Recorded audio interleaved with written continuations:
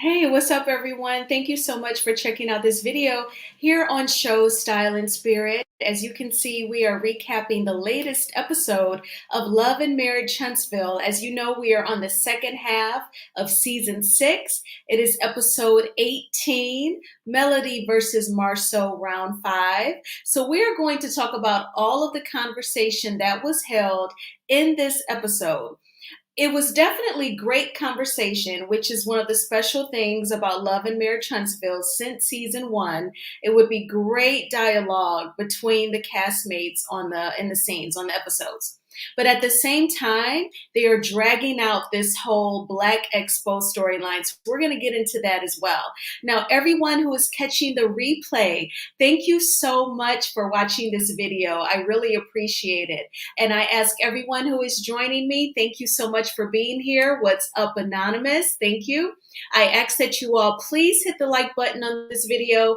It will cause YouTube to recommend this video to more people. And also, please subscribe to Show Style and Spirit if you have not already done so. All right, so with that being said, let's jump right on in. I definitely have my banners up. Everything that's said here today is alleged and is my opinion, because we are going to have to drag Tisha and Marceau a bit. And I do have a couple of sound bites that I just want us to kind of marinate on and evaluate, right? So the Copyright Act of 1976 says that my fair use commentary of those sound bites are allowed for criticism. Shout out to Anonymous. All right, so let's jump right on in. I have my notes here. So the episode opens up with the baby reveal. You know, after the team actually got the balloons out of the trash bags and up into the arch looked cute. It did. It did give Tiffany and company. Those itty bitty centerpieces that were on the table, those were underwhelming. The ladies and their colorful outfits pretty much outshine the centerpieces. That was kind of weak on behalf of the event planner. Now, the ladies looked bored. You know, I think that if it wasn't for their conversation about the Black Expo, it would have been a drag, right? They only saw Ace for a few minutes. Why? Because Tiffany had to breastfeed. I feel like she is going to milk, no pun intended, she's going to milk this whole breastfeeding thing throughout the second half of the show. How long is baby Ace going to be breastfeeding to? I hope it's just like a 90-day thing and she starts weaning him off. Otherwise, this is going to be her season 7 storyline too. But anyway, she had to like disappear, and then so she could nurse him, and then she came back to join the conversation. So anyway, so the ladies are there talking, and Miss, your comment is cracking me up. I'm distracted. The breasts look lovely, right? She had to have easy access because she's nursing the baby. Good afternoon, Journeyology to the root of it all. Thank you so much for being here. So what's interesting is Tisha walked in, and then the ladies were unusually quiet. She said in her confessional that the energy was off. Tisha, darling, you can't put 2 and 2 together. If you walk in and it's quiet and you saying that the energy is off, clearly, darling, they were talking about you. And of course, Kimmy, like a 4-year-old, she had to spill the beans. Well, we were actually talking about the expo. So then Tisha instantly, her guard is up. And she, yes, Tisha was late, Anonymous, but she walked in and she felt like the energy was off. She said that. And then she said, are y'all bored? Why y'all so quiet? It's because they were talking about you, Tisha. But put 2 and 2 together, read a room, you know what I'm saying? But as soon as Kimmy said, well, we were talking about the Black Expo, then, like Tisha's guard was up. Instantly, she's got an attitude, and instantly it's like, whoever can get it. You know what I'm saying? So then Kimmy actually had the nerve to say that maybe that they could have like an afterglow. She used the words town hall meeting of sorts, where they would like come together and give feedback about the Black Expo. Tisha then had the nerve to say that she did not need any feedback. Tisha, that is so incorrect. And you have how many degrees? Doesn't she have like 2 master's degrees? Like, we're always learning. For as long as we are alive on this earth with breath in our bodies, we're going to always be, hopefully, constantly learning and growing. So to be so arrogant to say, I don't need any feedback, that's all cap. That's really Tisha's pride, because she got instantly so defensive knowing that they all were discussing the Black Expo and her saying that she doesn't need any feedback. That was all a defense mechanism, because constructive criticism is not her thing. Anonymous said, she is going to be late for her own funeral. I know, always late. I know. Right. Okay. Well, let's keep on going. So then I felt like Tisha was rude and immature towards Nell. When Nell was trying to converse with her and Tisha would just flat out ignore her, I thought that that was very silly. So Nell actually called out the lie when she had her date with them, with the Fletchers, and Tisha said at their double date that no vendors paid Tisha and Marceau at the expo. So then Kimmy said, well, I learned that my husband paid the money and it probably came out of her checking account balance, So like, is she old enough to collect a pension, or is she living off of her 401k? Like, what in the world is going on? 29 years in the business versus no years in the business. Exactly. And I'm sure someone like Marceau, he would be intimidated by Chris and Nell Fletcher. And again, he and Tisha have a lot of pride. They move, they operate in a lot of pride. So they'll never admit the intimidation. But we're going to get into their foolishness. Just, let's take our time and get there. So Nell called that out. And Kimmy actually said in her confessional that for everyone involved in the expo who has paid money and or donated their time at the expo, whatever questions they have about it is questionable. Now, I don't like it when people don't keep stuff real on a reality TV show. We know that Tisha and Marceau did not pay the money to book that venue. We know that OWN paid for that. So they did not have to put the money out to book the venue. Whatever vendors were there, they charged them $100 each. So, they pocketed that money. I do agree with Melody.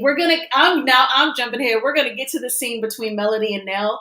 I don't think that they made a ton of money because they weren't charging the community to attend, but I think that they want to try and gaslight everyone into thinking that they made thousands of dollars, but I think they just made some hundreds of dollars, that $100 fee times the number of vendors. So I think that they're hoping that everyone is jealous, thinking that they made so much money. Now, we all know how childish Tisha acts. So when she sees Kimmy's confessional, where she said that people's questions are reasonable because they gave their money and their time, she's going to be mad at Kimmy. And we're going to probably start to see that at the season 6 reunion, and it will, spill over into season 7.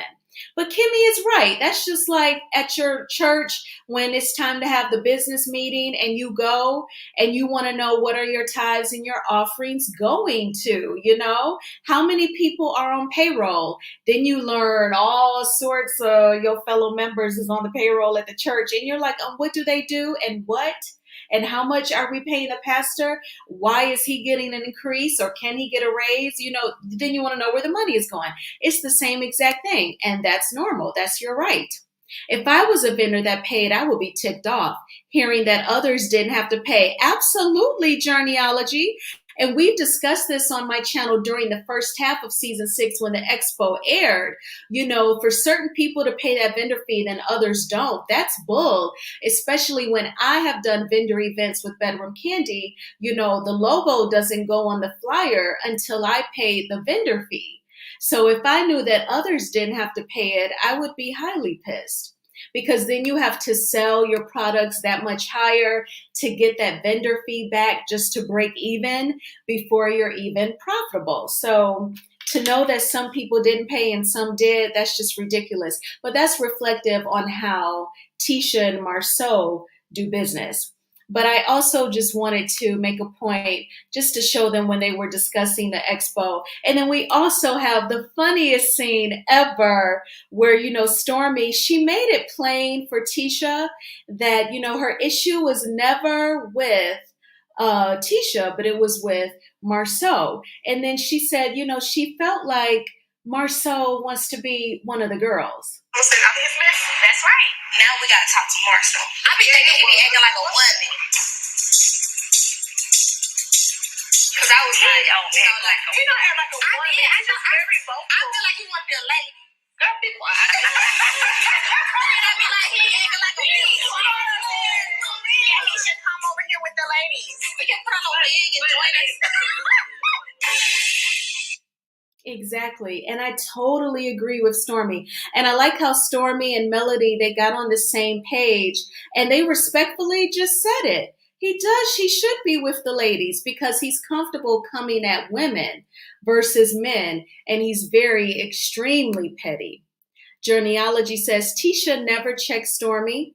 Stormy was the first one to bring up Tisha at Mel's Christmas party, yet Tisha was mad at Kiki. I agree, you're very observant, Journeyology. Stormy called Marceau a bit, and Tisha said nothing. Had that been Mel, it would have been World War III, absolutely. Like she would have told Mel, you have a dark soul. You're right. Tisha does not have that same level of energy for Stormy. Stormy obviously comes off like, knuck if you buck. And Tisha is intimidated by that. She doesn't want that smoke. And she obviously feels like Courtney could take Marceau as well. But ain't people like that? Isn't that's annoying? So like you want to disrespect Melody. And I was thinking about making a video on this because I feel like Tisha had the balls to say to Melody, you have a dark soul, because she was sitting next to her husband at the reunion and she knows that Melody is single and she's divorced, and she knows that Martell allegedly, and in my opinion, is this huge gaslighter, manipulative stalker. So he's not going to back Melody up. So she felt like Marceau is her muscle and she could say those sort of things to Melody.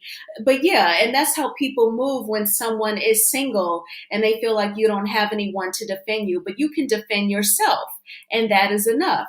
But you're absolutely right. She does not have that same smoke for Stormy, and Stormy knows it too. I think legs, hips, and breast is a hermaphrodite. Oh my gosh. And that is an anonymous's opinion. She could not speak because it is true. He has, oh my gosh. And that is just, just a little fun shade, fun opinion. That's all. But yeah, I definitely wanted to play that sound bite because I think it is hilarious. I'm so glad that Stormy brought it up and it's been put out there because he does act like, he loves to be in women's issues. I should make the video. Tisha no longer has her mom to be her mouthpiece. Look how quiet she is now. Very true. And then when it comes to her mom, I hate the fakeness because now she's acting like she's cool with Marceau. But we all know season 1, she would give him the business. And she even had a confessional. Wanda was saying, men's, they cheat on women's. I remember that. The confessional looked like it was in their house. Like she sat in a chair real quick and the producer said, let's see what this mother-in-law is talking about. And she said, men's, they cheat on women's. Like she was convinced back then that he had done something. But, now she's acting like she's so cool with Marceau, like they are all a united front. But we know what time it is. Right. I was thinking she was looking for Kung Fu Panda that episode. Exactly. Because see, back during season 1, she would have been in agreement with Stormy about Marceau acting like a woman. But now, Wanda is all different now. So I wanted to show you all. So I Googled really quick last night. What does it mean when someone cannot take constructive criticism? And according to Google, it said that if someone has very low self-esteem, they're going to be extremely sensitive to any form of critique, correction, criticism, or admonishment, even if what you say is meant constructively, and even if it is 100% true. That is from Valley Relationships. So, it appears as though Tisha has some self-esteem issues, as defensive as she is about the Black Expo. Now, as annoying as it is, because I feel like this Black Expo thing is going to be stretched out at least one more episode, I feel like it's also pointing out the ways of Tisha and Marceau. We've already known these ways, but now it's really in the spotlight. And then it gave way for Melody and Marceau to have their much needed conversation, woman to woman. All right, but we're going to get there. Don't worry. So then we have this scene between Kimmy and Maurice. So before I get into what they were saying about Marceau, I just want to point out that they said this is going to be a rental property. And they also said that they're going to move their business there. So they're going to have an office where they would rent out property to someone. Uh, Would you want to be that close to your tenant? And as a tenant, I would not want to be that close to the landlord where they're doing business so they can be nosy and come over. I don't think so.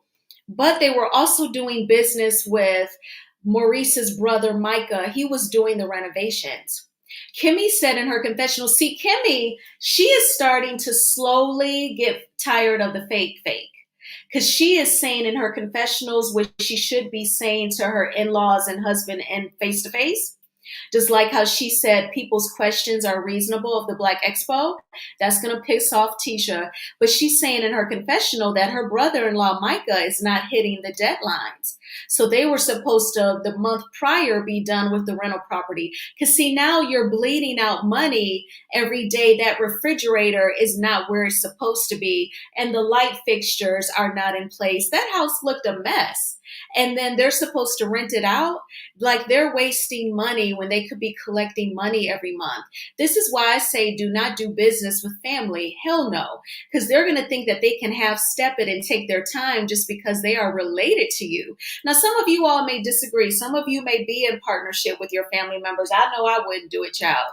Because like I'm the baby. They're several years older than me. They still think I'm a kid. They totally would not adhere to my timelines and they totally would give 0 F's about it. So I totally would not do business with any of my siblings or their kids, my nieces and nephews. Absolutely not. So the fact that Maurice would even hire his brother Micah to do the renovations and he's behind, that is just effed up. And I wouldn't be surprised if it's Kimmy's 401k money or savings that's paying him. I mean, of course, I can't prove it, but it seems like between the two, she is the one with the money saved up. And then they're going to move the business there too. That's strange to me. So let me see. Yes, girl, woman to woman. Absolutely.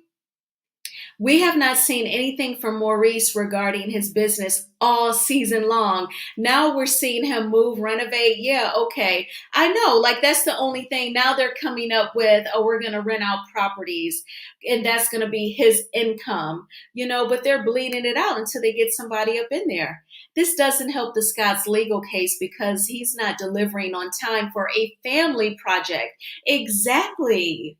Is Micah does he work for Marceau and Tisha as well? Yikes. So in this scene also, we see where Kimmy tells Maurice that Marceau, he gets into it with anyone regardless of if they're male or female.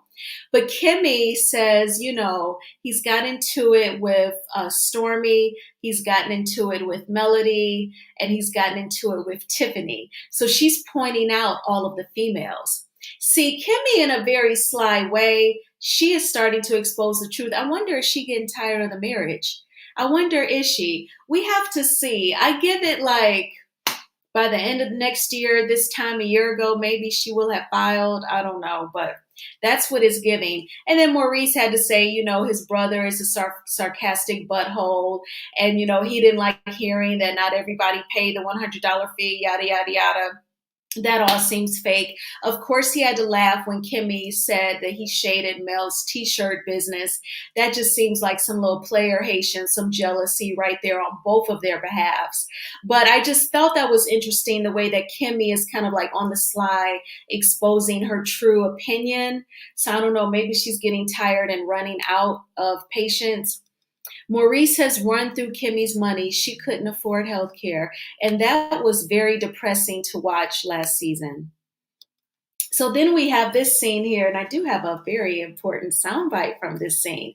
This is when Nell and, Melody kind of had a powwow, and they kind of recap the event at the baby reveal.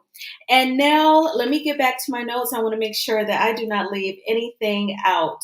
So with Nell and Melody, Nell was talking about the percentage, Tisha owning 85% of the business.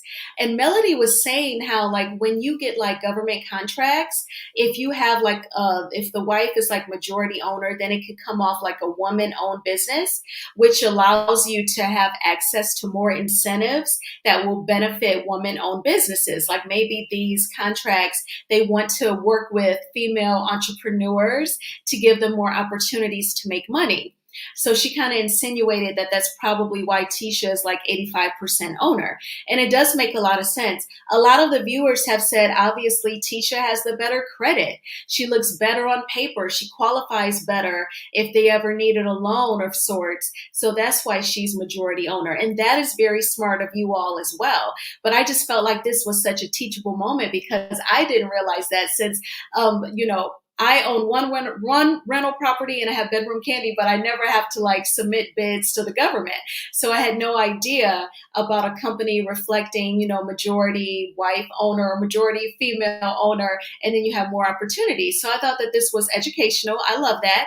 And then Melody said, when I owned companies with my ex, I definitely ran the companies. I knew everything about them. So they weren't shading Tisha. They were just talking like, damn, she's in the dark. And so Melody's like, I have to have my little meeting with Marceau and I have to talk about what he said to you. And she said, thank you, Nell, for letting me know. So Nell, you did the right thing by telling Melody. That was not a bone carrying situation. That was you letting her know that someone is being disrespectful. So Nell totally did the right thing. But it was what Melody said about Marceau's greatest fear if Tisha were to definitely be close with Melody. Marceau is afraid that Tisha being cool and around me, that she will pull the strength of a woman that I have from me and get it herself and leave his manipulative lying ass. This little overlay stuff trying to cause beef with Tisha and him hoping that I will take out my issue with him with her, I ain't falling for it. I'm not going to allow Marceau to make my issue with him about her. I don't want to.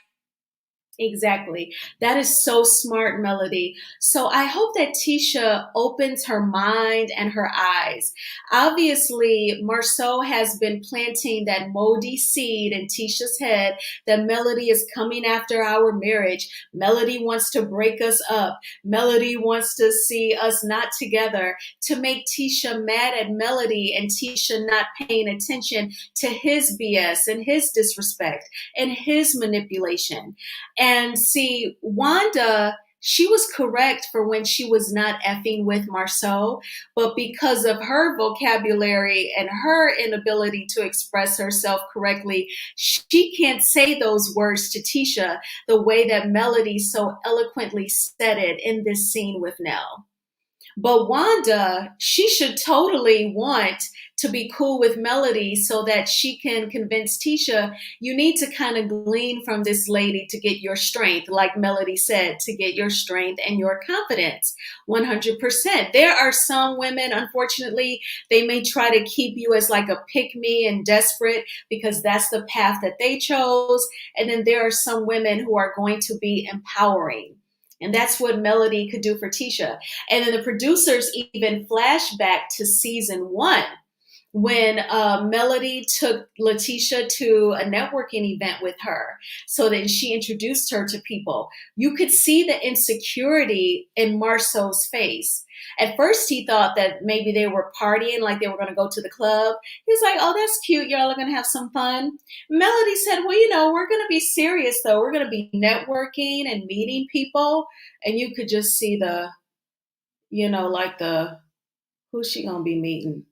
Like he would be afraid that she would, meet someone for a business opportunity where there's no room for him. And she might meet a man with some legitimate cash, baby, that loves a chocolate sister, okay? And when he tried to verbally beat her when she came back from the event, Tisha was crying. She was like, if I want to better myself and go to an event, I don't think there's anything wrong with that. Tisha, there is nothing wrong with that. A confident man would say, there goes my baby. he would sing Usher, okay? And he would totally post it on Facebook, all right? But an insecure man is gonna try and verbally whoop you when you come back home like you're a little girl, like you've done something wrong. So I thought that this was so important, the flashbacking to season one. It's interesting because when Melody has been promoting the second half of the season, she's been saying that the second half gives season one vibes. And what I want to say to you all is, it's funny how everything comes back around full circle. I think it's like a circle that is like completing itself to show the manipulation in those two's marriage. It is what it is. So then we have to talk about Kiki. So in this scene, we have Kiki and her husband, Amin. So I just sense, I have a really strong sense of like, at this moment when she's filming the second half, Kiki is like all out of sorts. I don't think she's like herself. I don't think it's anything on the level of substance or relapsing. I think that the Crime Stopper story was a lot. I think to the average human, it's embarrassing. That's a normal emotion to have. And then she has like her physical health that she has to address as well. And, the doctor's running tests, and they're trying to figure it out what it is. She kept fanning herself, and I felt like she was flashing. So like menopause, can it make you feel like you have other issues? Like, can your body kind of deceive itself into thinking that there's other issues going on? That's the only thing that I can think of. What's up, Mims? Thank you so much for being here. Season one, in what sense? Just the revealing of how controlling Marceau is and the manipulation that we saw from season one, I feel like it's coming full circle in the second half of season 6. And hopefully it's really for Tisha to see, for her to open up her eyes. I broke the Crime Stopper story. Is she still denying it was her? She says, I will not confirm or deny that was me. She said that because it's in like litigation, she will not confirm or deny it. That is what she is saying. So let me go back and get caught up on the comments. I don't want to see another scene of Kimmy and Maurice talking about other people, nor do I want to hear about her cootie cat and his thirsty peen. Word. They need to go. Replace them with the Fletchers. I totally agree. Kimmy and Maurice, they should not be full-time cast anymore. I've said this before. They should be demoted to being friends, or they can friends of the show, or just be gone altogether.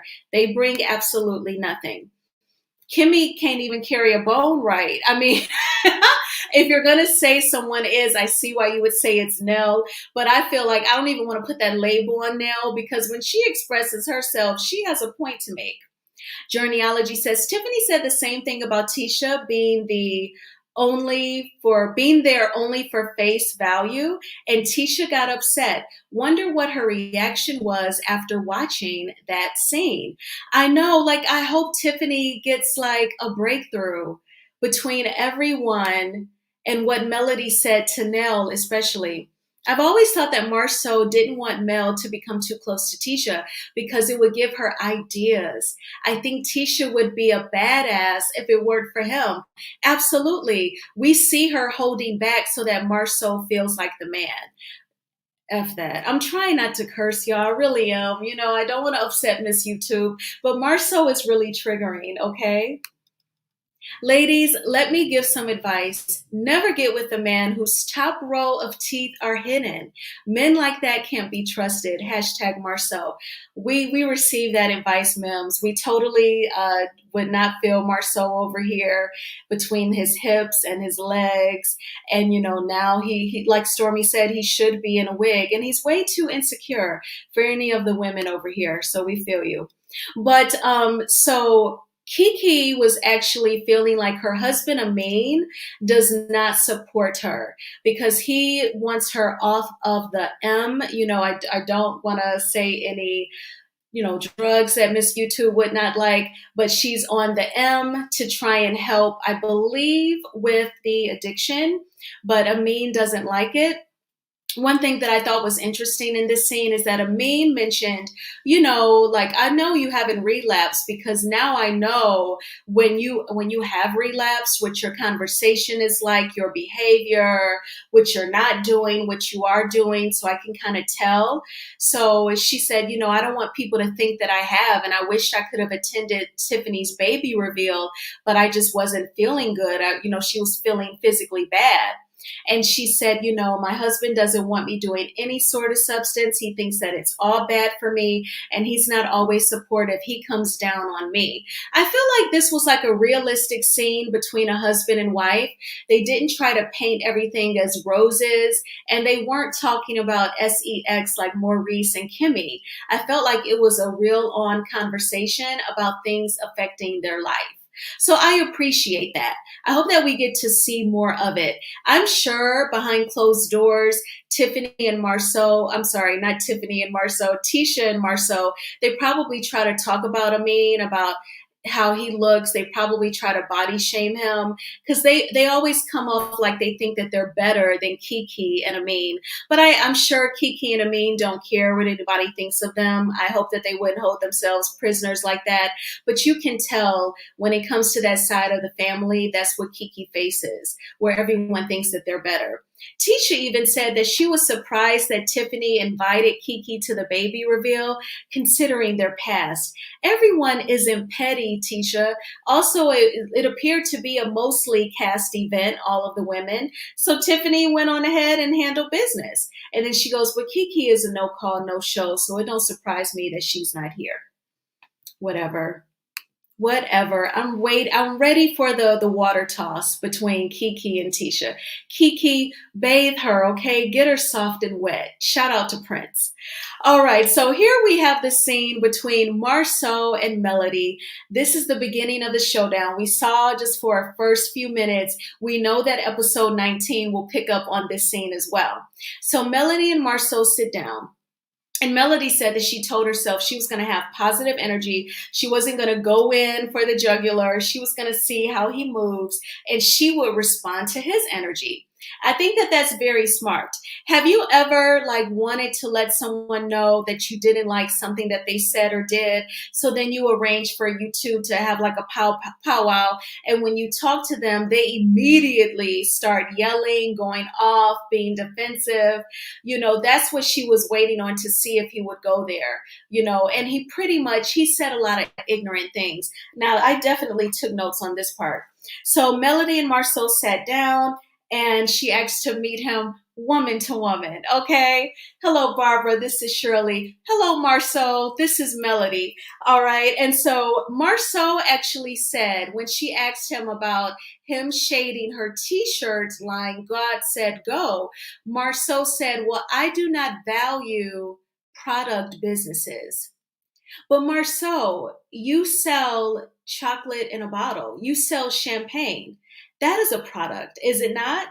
That is so stupid. She said in her confessional that that was very ignorant. I think that that's all cap. I think that he does see the value in product businesses. He himself is wearing a shirt, a pants. We know that he wears a man's girdle underneath. Like, he buys products. He knows that they sell and they make money. So he's stupid. At his bar, you don't just dance. You buy drinks, you buy food, and you can buy some of their t-shirts. So he was just trying to make little of her products that she sells, her t-shirts, her skincare line. But, he can't say anything about the speaking engagements because that's not really a product, that's a service. But overall, he's just being a hater. He's being jealous. So I feel like, yeah, exactly. Marceau seems to forget that he sells champagne, t-shirts, his children's nail polish and hair care products. Right. He is so hypocritical, but that lets you know he can't think of anything else to say. That's why he said that. He already knew what this was about because he said in his confessional, I assume that Melody wants to talk about whatever Nell told her about what I said about her t-shirt business. So he already knew that he was out of line. But, he's trying to say, well, I don't value businesses. That is so stupid. That he makes himself look so unintelligent. Tasha isn't able to separate her personal feelings when conducting business. She's very vindictive and seeking every opportunity to be vengeful and act like a mean girl. Word, I totally agree. So I cannot wait for the second half of this episode. I don't know if you all have been following Melody on Instagram, but she is actually, well, now she's back in the States. She was in Paris. She walked in Noir Fashion Week in Paris, and I believe she's going to do Dubai Fashion Week as well as Tokyo. So that is very exciting. Now, if anybody wants to come up and give your commentary on episode 18, definitely you are invited. Please come up. I would like to hear what you have to say. And if you have not already done so, please hit the like button on this video, just so that YouTube can recommend this video to more people. They can check it out. Maybe they'll want to subscribe to Show Style and Spirit. While I'm waiting, if anyone comes up, the R&B group 702, rest in peace to Irish. Her funeral was on Friday. I checked out some clips of it and I saw like some flowers from SWV as well as Missy Elliott. What's up, Anonymous? Thank you so much for being here. How are you? Hello, how are you? I am doing good. I'm going to mute myself and listen to your commentary. Go ahead. Well, I think this is probably one of the best episodes they've had to date, in my opinion, at least in terms of the tension. You actually had people discussing common issues that most people will deal with. And you also get a chance to see narcissist behavior. Even the covert narcissist, as well as the malignant or narcissistic sociopath one, I believe, in my opinion, behaviorally, when you look at Marceau or legs, hips, and breasts, when he's interacting with Melody, who's more like an empath, I think. But she's like a super empath. So it's kind of like the meeting of the clash of the titans in this analysis right here. But I don't know if you wanted to start at the beginning with Tisha. She's late. So she's late to her she'll be late to her own funeral. If she's on time, that ain't her. So everybody's like, what's going on? But I think everybody was kind of, I know you said that they were talking about it, but I think they were hungry because they were waiting. And whoever was the event planner, it is beautiful the way it looks. I mean, it's decent, but I just think they should have been more timely, especially if on TV, they said they had an excuse. It was the rain. I thought that was not professional, at least if you're trying to sell your business on a show. You could have been there maybe 5 hours earlier or had it done the day before, have it in a room and then do it. But you could tell, somebody just thought, well, we'll get there when we get there. And that's why I said, I just thought that was that made their business look bad when they did that. I agree. Yeah. But the thing that I love the most is I'm going to give Nell Fletcher her Melamita shirt this episode. The critical thinker, Nell Fletcher. What I love about her is she didn't take what they said at that dinner table where they were lying through their teeth, lying down when she confronted her. And if you could tell, Letitia is just like Hotel. When they're confronted, they have to run. Versus be objective and understand what they have going on. But the amazing thing was Melody didn't have to say anything. That was what's amazing. Nell said, I got this. That's why she made her say it. Because really, in all fairness, let's be honest. I'll say this, and I know everybody might, especially the smalls, will be upset about it. If Carlos was not trying to have a Michigan show, the person who should have been the couple with Melody and Hotel was Chris and Nell Fletcher. And this is the thing where I can tell this is production. This is Carlos trying to recreate Love and Marriage Hip Hop, or Love and Hip Hop for Love and Marriage Huntsville, where it's conflict and chaos. Because if we're talking about Black excellence and not Black fraudulence, the audience are people who are critical thinkers, strong Black women, people with families, you name it. We would have loved to see the continuum of businesses from Nell and Chris to Melody and Hotel. Because if like they said, they were the original couple, they were there for 29 years, you would have had a long lasting show because you would have shown businesses, you would have shown intelligence, you would have shown shade, but it wouldn't have had to be a Madani fight where everybody's trying to unalive each other, because you're not dealing with hood rat, low vibrational people. You're actually dealing with people who are accomplished, who still have real life issues, but they know what to do. Melody and Hotel didn't have to give them allegedly a rental home for Scott's or the Snauts 1.0, because Nell and Chris have a home. You wouldn't have had that. But that's the thing where I say it's production.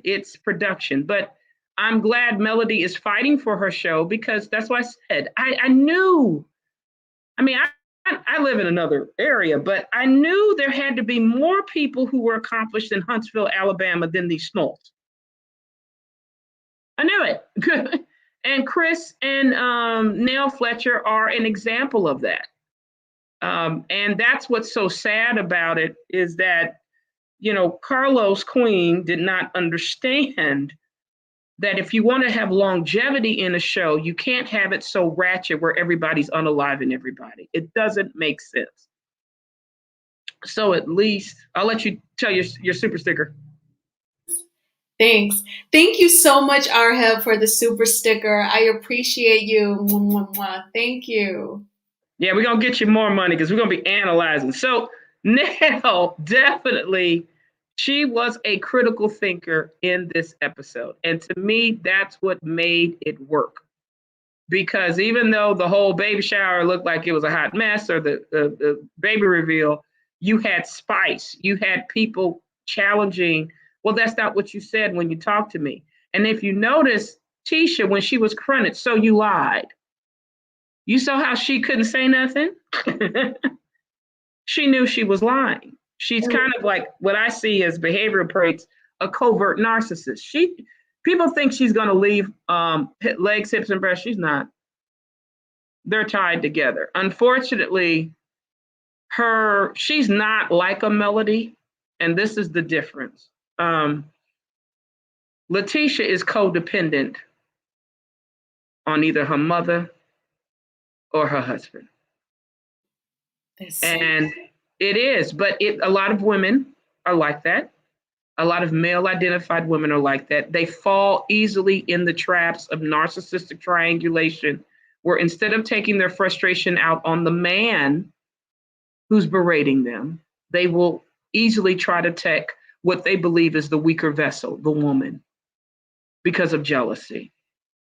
And if you notice, Letitia, when Nell was confronting her with the truth, you know what I mean? She went to her shell looking for Marceau. That's just it. Even though she said a crass comment, I know you didn't like my hermaphrodite girdle chronicles, but when Stormy stated that, she acted like a lady, see how Nell would defend her husband. Letitia couldn't, because she knew technically he is. That's how he operates. That was my opinion. In theory, Nell was right. You would defend your husband, but this is Marceau that we're talking about. Stormy was right. If it was another man, sure, absolutely, Nell, defend Chris Fletcher. But Marceau, Stormy is spot on.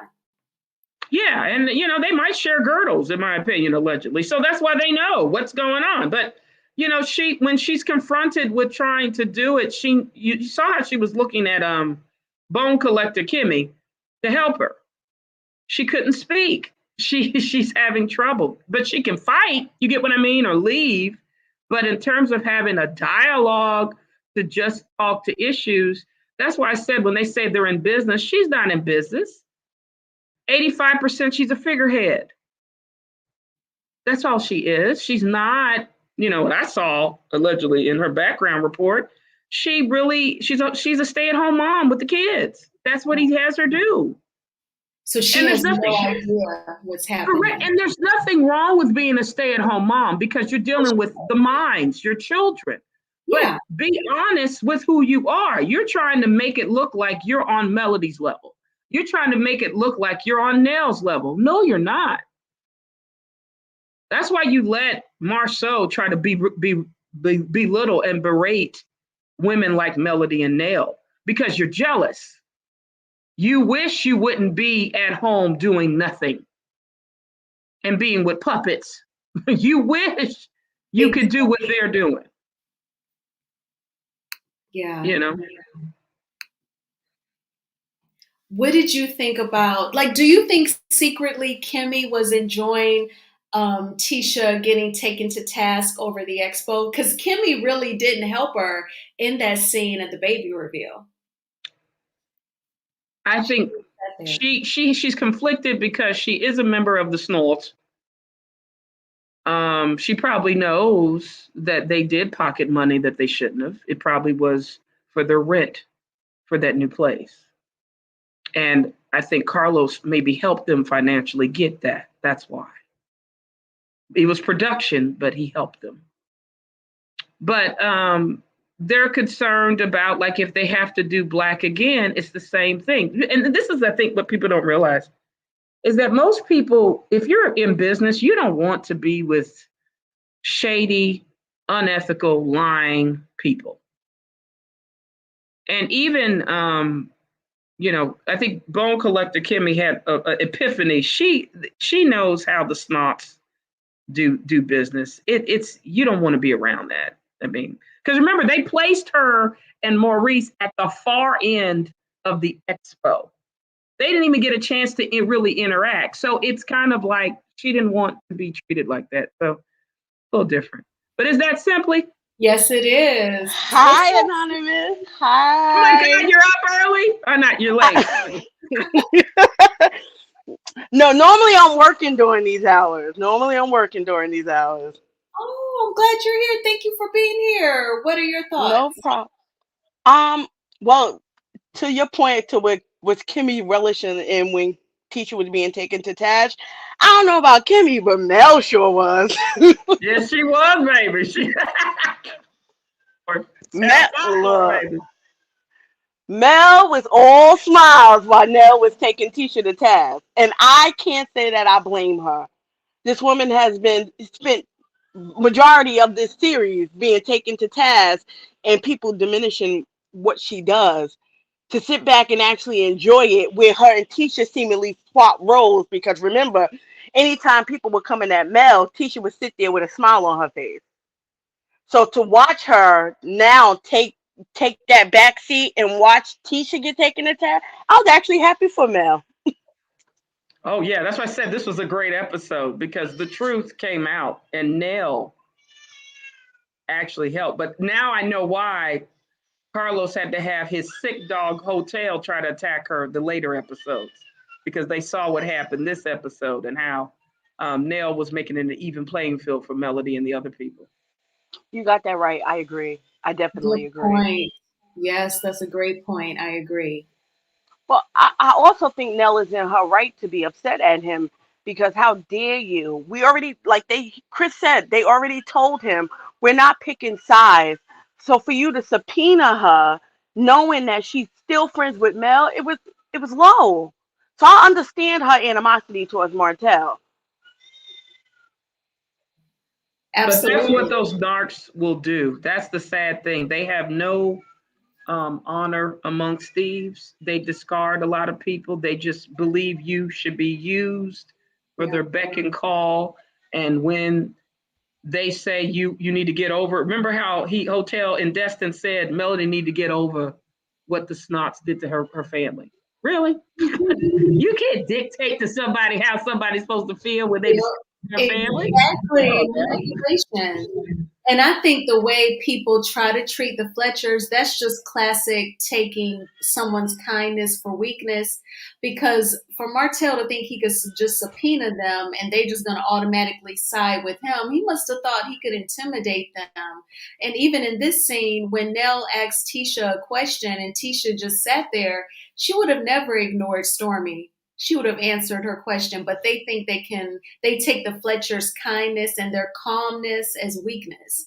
But they gonna learn. Well, this is my thing, and what you think simply is show stuff. Tisha thought that she was such a big doll, she could say, well, I'm over it, as it relates to the Black Expo. We don't need to discuss. Excuse me? Oh, she was shutting it down.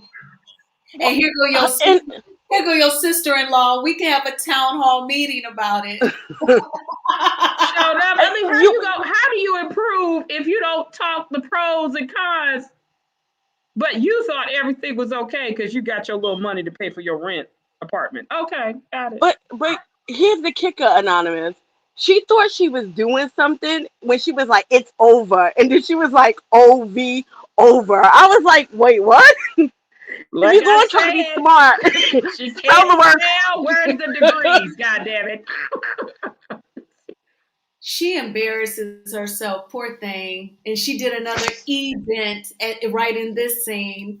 Did she say Expo or Expo? I thought she said Expo. Yeah, she's so pitiful. Goodness. Like I said, so in Melody's scene with Nell, that was very educational for me. I didn't realize that when it comes to working with the government, if a business is majority owned by a woman, it's considered woman owned, which leads to other incentives. You know, Melody put that nugget out there, and I'm like, oh, that's why Tisha is 85% owner. But see, the thing is, go ahead, Simply. I was going to say that I believe it's like a double minority because she's a Black woman. So it was even more money. But see, I think that's only for TV. If you look at the paperwork, public record with Alabama's Secretary of State, her name is not mentioned at all as an officer, owner, you name it. Now, I think because this is why I think, and I'll give another content creator, won't mention the name, but they might be right. This all seems to be a scheme, a Ponzi scheme, in my opinion, allegedly.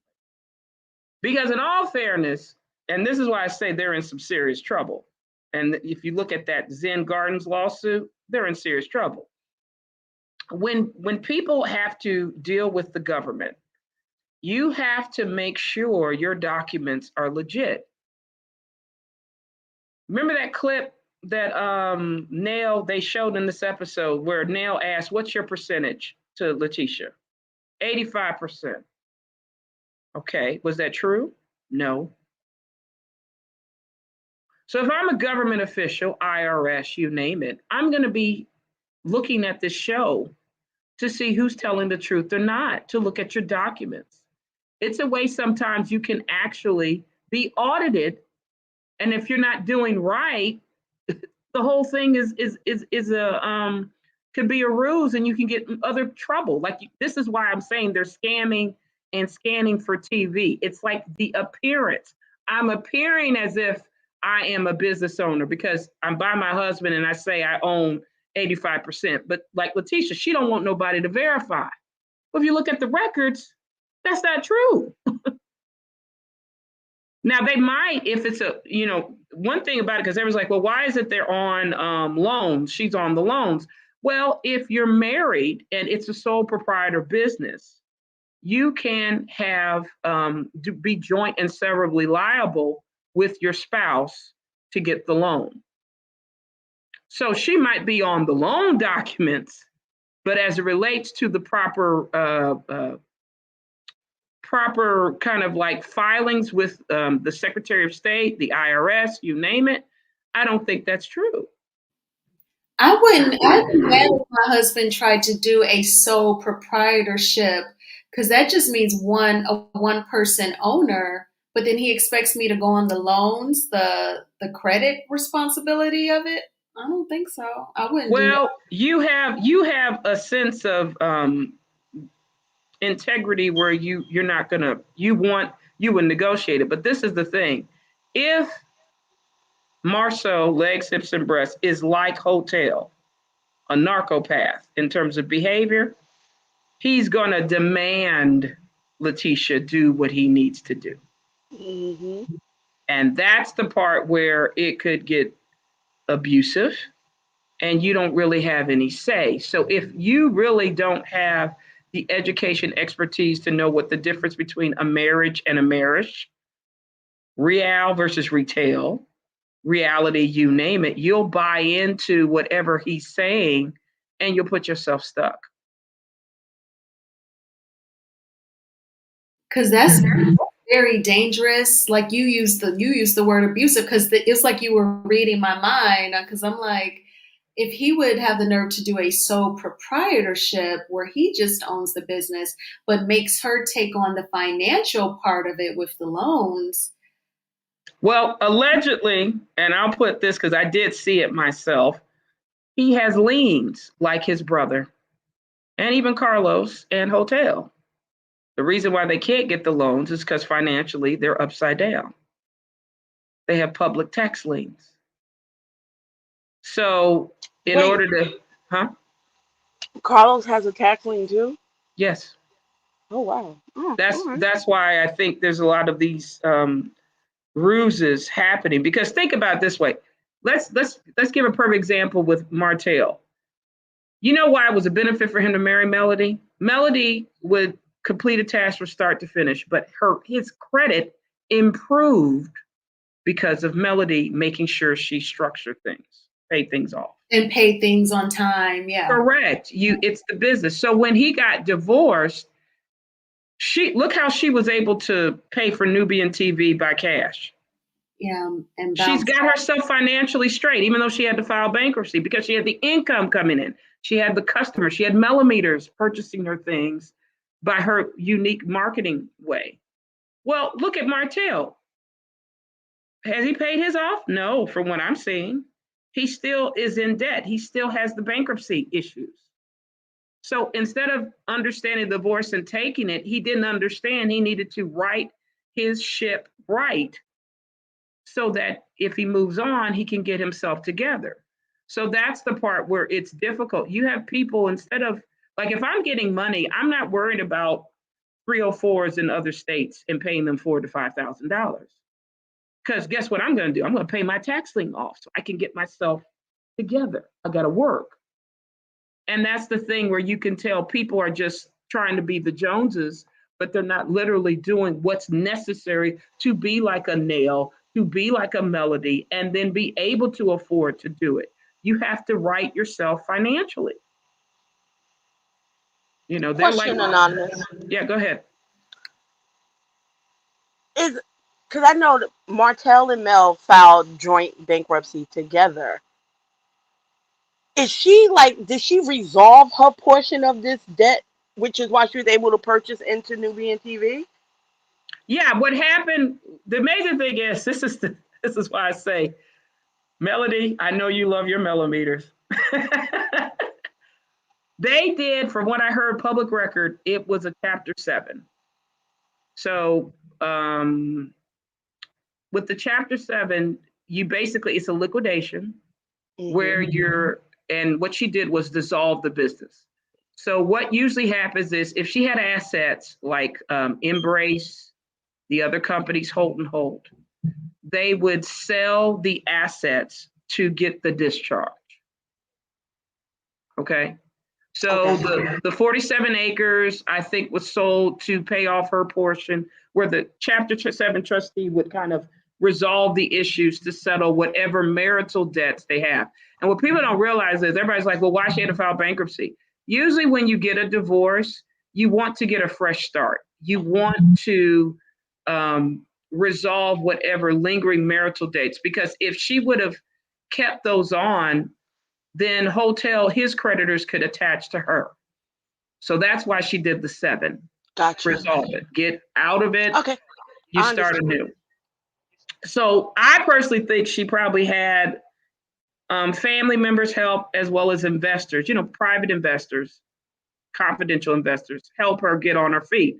But her work ethic is so great, she was able to rebuild, but those debts were discharged. You get what I mean? And Gotcha. that's I understand. big. Yeah. That's why I asked you, because you would know. Yeah. Now, I think Hotel had to do a 13 as well because he couldn't pay his. And that's another reason why remember they were trying to do that home, which is going to be the next episode. It had to stop because they didn't get approval, I believe. Oh, you want to know something? Yeah. Um, Fred is actually building that house. Fred For Acklin, Fred. his buddy is building that house. Okay. So they got him to do it. So is it because Hotel needs a place? Is that what it is? I don't think it's only going to be, I think he said a 3-bedroom, 2-bath house. So it's not big enough for Hotel. No, it has to be big enough for Hotel. He's with his mother's in the basement. He probably needs something. I don't know if it's going to be that house, and I wouldn't be surprised if he basically sold Fred that land and gave it to Fred for money, because it seems like he's struggling for real. Well, he has been struggling because I said this is the sad thing, and this is why his friends basically did a disservice to him. With his Yeah. learning disability, there's no way in the world he needed to leave Melody at all. You Well, understand? she told him he had one job to do, which is keep his penis in the household. I know, but what I'm saying is he was cocky. He thought he could. She would never leave. And this is my thing with him because he has a learning disability. He has this grandiose vision of himself that he's superior when he's not. It's like with Letitia in this episode here. She thought she was on Nell's level. No, she wasn't. No, she wasn't. I don't. Come on, That's why Nell checked her. It's like you don't have 29 years of experience in business. Nope. You don't even have. From what I saw, you only had a day in experience. But I'm just saying you don't have it. So why is it when the camera's on, you're trying to gaslight or project as if you are on their level? I got a question for y'all. Do y'all think that them constantly discussing the Black Expo, do you think that it's them dragging out the storyline, or do you think it's needed to shed some light on Tisha and Marcel? I think they Um, need a storyline for business because if not, what do they have? I believe that what Mel said is the truth. This is the year of revelation, and I think the Scots need to be exposed for the frauds that they are. Well, are we really exposing them if you keep saying black and they keep to pocket the money? I still think Carlos is protecting them. He's giving them. He's making what's the name? Legs, hips, and breasts think he's some grand wizard to talk down to everybody at the thing. I think it's creating a monster. It's giving a monster more opportunity to keep thinking he's above everybody. Well, But go ahead. he made himself look like a fool in that scene with Mel, looking down on e-commerce, and you are very much a part of it. Like, to sit up here and, like, we know you money hungry, we get it, but don't talk down on something that you wish you had the success of a Melody in e-commerce, a success of Stormy even in e-commerce. You can't down this woman's business and say, oh, you got a t-shirt business, and you would love for them black t-shirts to sell with the God Said Go merch sell, to sell with the push through merch sell. You would wish you had that much product. Yeah, but I'm gonna say something simply, and we actually had a chance to look at this analysis on a back live. You know why a misogynist like Legs, Hips, and Breasts specifically said, I don't value it? It's because they want to say to Melody or Nail, you're nothing. And my word is superior to anybody. If I don't feel you're of value, then that's what it is. because you have to understand, I believe my view is more important than anybody else.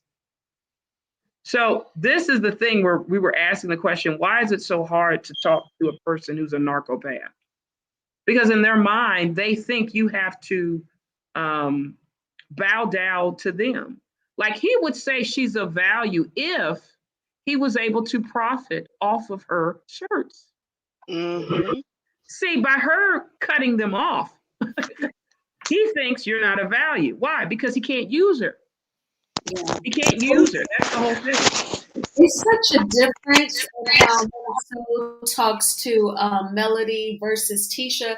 Like when production showed season 1, after she networked with Melody, and Marcel had to mind F her, and Tisha was crying.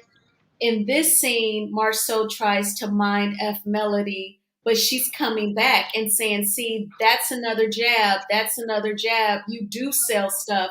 See, he can't silence Melody. It's like the two women are night and day, which goes to your point that you said earlier, Anonymous, that Tisha is not like Melody. Correct. And also, this is the sad thing. Melody knows that Marceau, Carlos, and Maurice were trying to do the divide and conquer on her whole family with Hotel. Mm-hmm.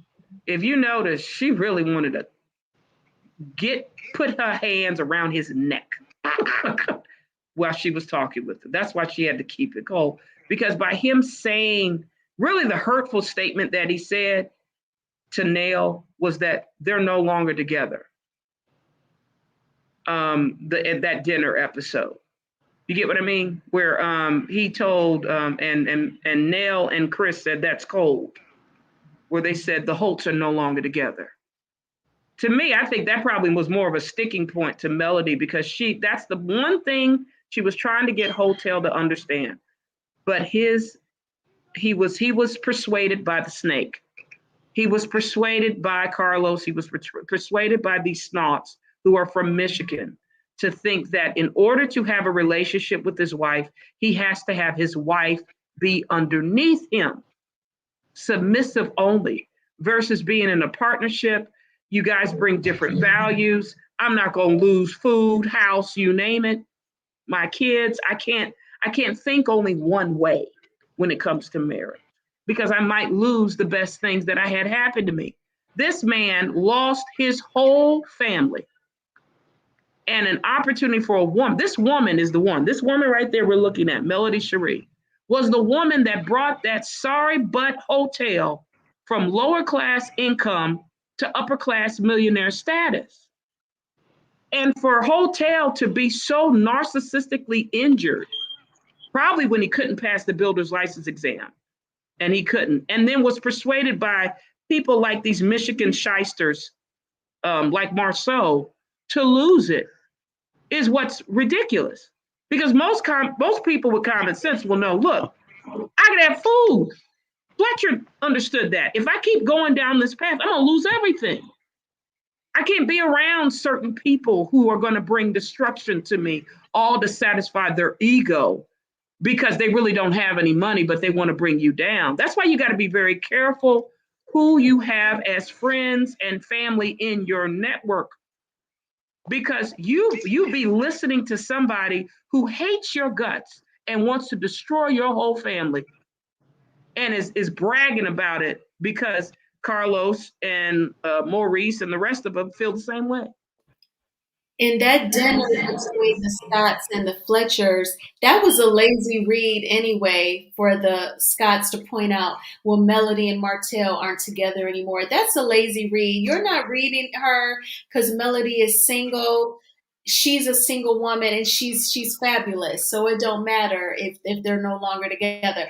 And that was also, Marceau doesn't play fair when he throws his jabs because he was trying to say he wasn't going to pay speakers for their new businesses, like the new 7th Avenue and the God Said Go line.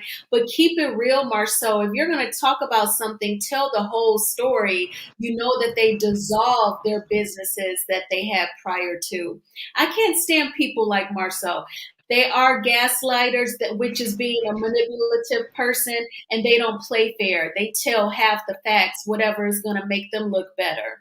Correct. And that's the whole point. His whole goal was because you have people who are in on these, who views these shows, who will believe a lie instead of going to really investigate and see what's the truth. You remember how many people thought that Hotel was the brains of the Holton Holt marriage? I didn't understand that. I was like, did anybody see the show? Was anybody even paying attention? The only thing I saw Hotel go to was a strip club and the gym and a party. That's it. Yeah, because see, Martell, when it comes to his finances, his business mind, he reminds me of Shirley Strawberry because he got to be making six figures on just being a reality TV star.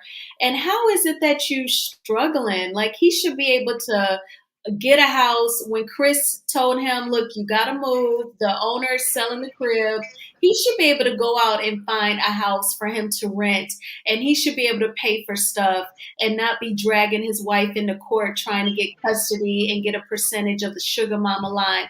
He should be self-sufficient.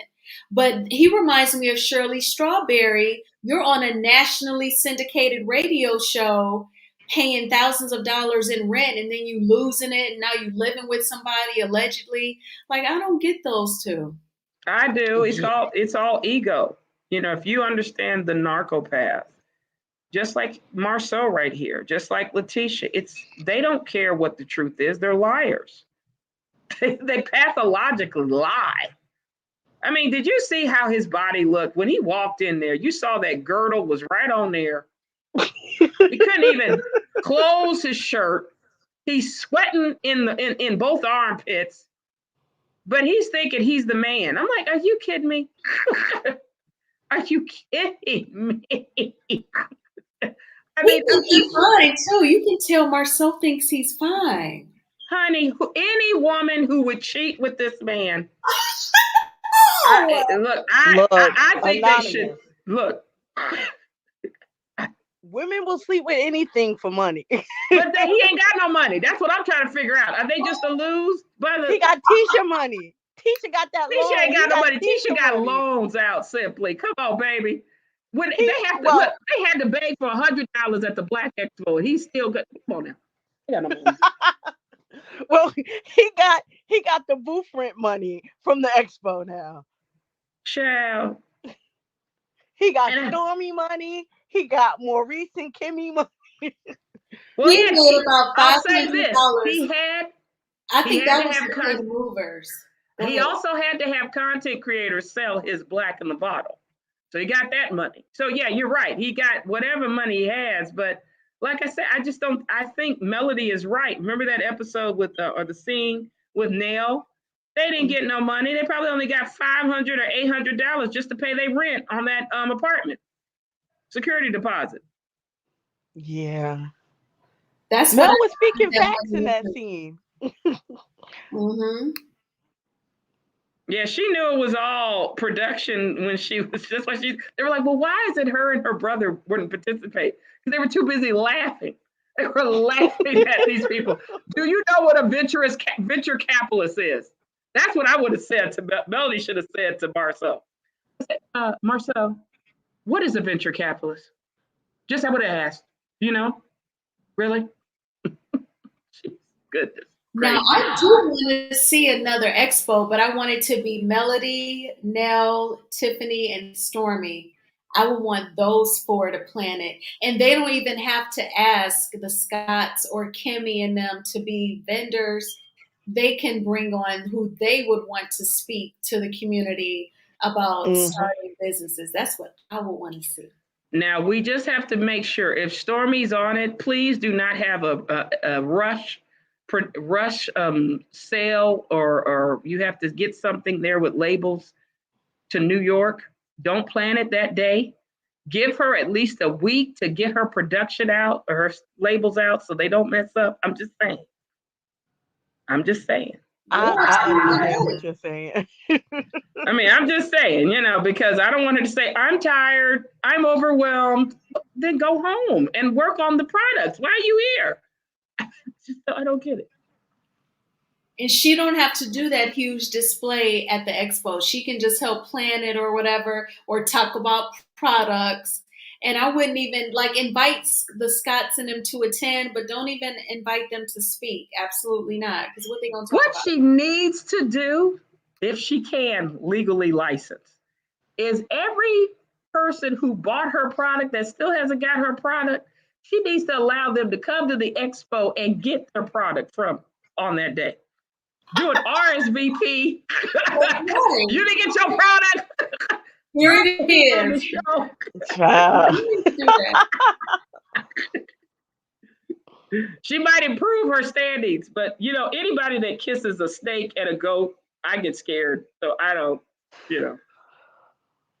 Now, Simply, what did you think of Stormy having the Destiny type of mood swings whenever anybody came into the show from the last episode and this episode to say hi to her? Oh, she's being two-faced. You could tell when Keisha said that they had a conversation. I assumed that it was off camera, but then when the camera started rolling, you had this, get away from me position. It was like, okay, so Stormy, you being two-faced now. Even with Mel, you didn't want to say hi to Mel, but when Mel asked you that question, who were you fighting with? Oh, Marcel. Oh, so now you can open up your mouth and talk now. I just feel like Stormy puts on for the camera. Stormy's looking for a moment. And she got her moment when she referred to Marcel as a Mitch, and Keisha didn't do anything.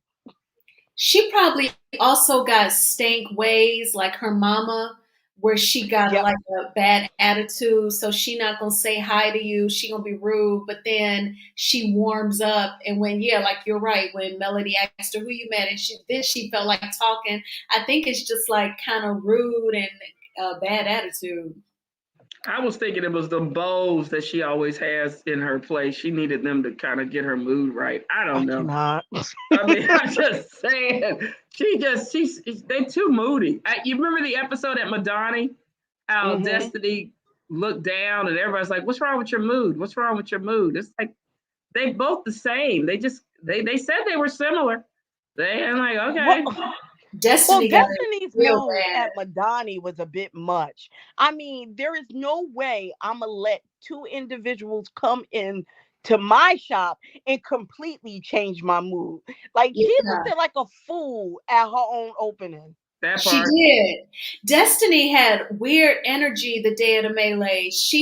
Her outfit, you could tell she was kind of ashamed, like uncomfortable. She kept folding her arms to cover up her stomach. Like, why would you wear the outfit if it makes you feel insecure? And was she pregnant? I don't know, but she was looking like it according to some people. But it was like, why would you wear something that makes you uncomfortable? And then Melody and Miss Van walk in, light as a feather, cool as a breeze, and then you just totally change, like Simply Beautiful said. Like, what? I told but she you. got that attitude change real bad, just like Stormy. I know. That's why I said they're the same. Peas in a pod, baby. I was like, ooh, I can't do it. I can't do it. That whole day, I was looking at her through the screen like, girl, you are embarrassing yourself.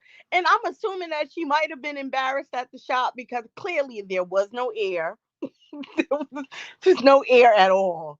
People get a fan. Think of it as church. Get you a fan and start fanning. You know what I mean? That's just putting more heat in your face. Yeah, but she the one wore black at the thing. What?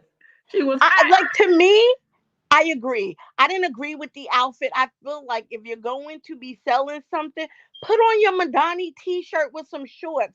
Open up the damn doors. Do something. Good point. Yeah, wear your Madani gear, your Madani t-shirt. Absolutely. And then sell them. Duh. So, Anonymous, I got a question for you. If you had to like summarize verbally the Zen Gardens lawsuit, like what it entails, because like the legal briefs, like the documents, I can admit that's not my forte, that's not my lane, so I don't attempt to do commentary on it because I don't analyze legal documents. So if I wanted to ask if you had to give a summary on what it's about, what would you say? Well, To first start off, I think Schultz Industry filed a action against Zen Gardens for like I think $800,000 in damages. Zen Garden filed a counterclaim alleging for 5.5 million, alleging fraud, fraudulent misrepresentation, breach of contract, other things saying that they didn't do the work, you name it, wasn't up to par. So I think what we just recently had with the deposition, they're basically gathering information to one, see if they can settle, or at least to see what issues can be resolved to show whether or not they were capable on it. I think that deposition that Legs, Hips, and Breast Marceau did is damaging to him because one, he didn't have the expertise to do that type of big project. Two, with what was alleged regarding his business and licensing, he wasn't probably qualified to do it. So I think, in my opinion, I think Zen Gardens is probably going to win it. That's kind of how and they're going to win on fraud. And this is what people don't realize. They cannot discharge this action if it's fraud in bankruptcy. It becomes a secure debt. Mm-hmm. So they will, Schultz or whoever personally is liable for it, which will probably be Legs, Hips, and Breast Marceau and any other person who is on the business.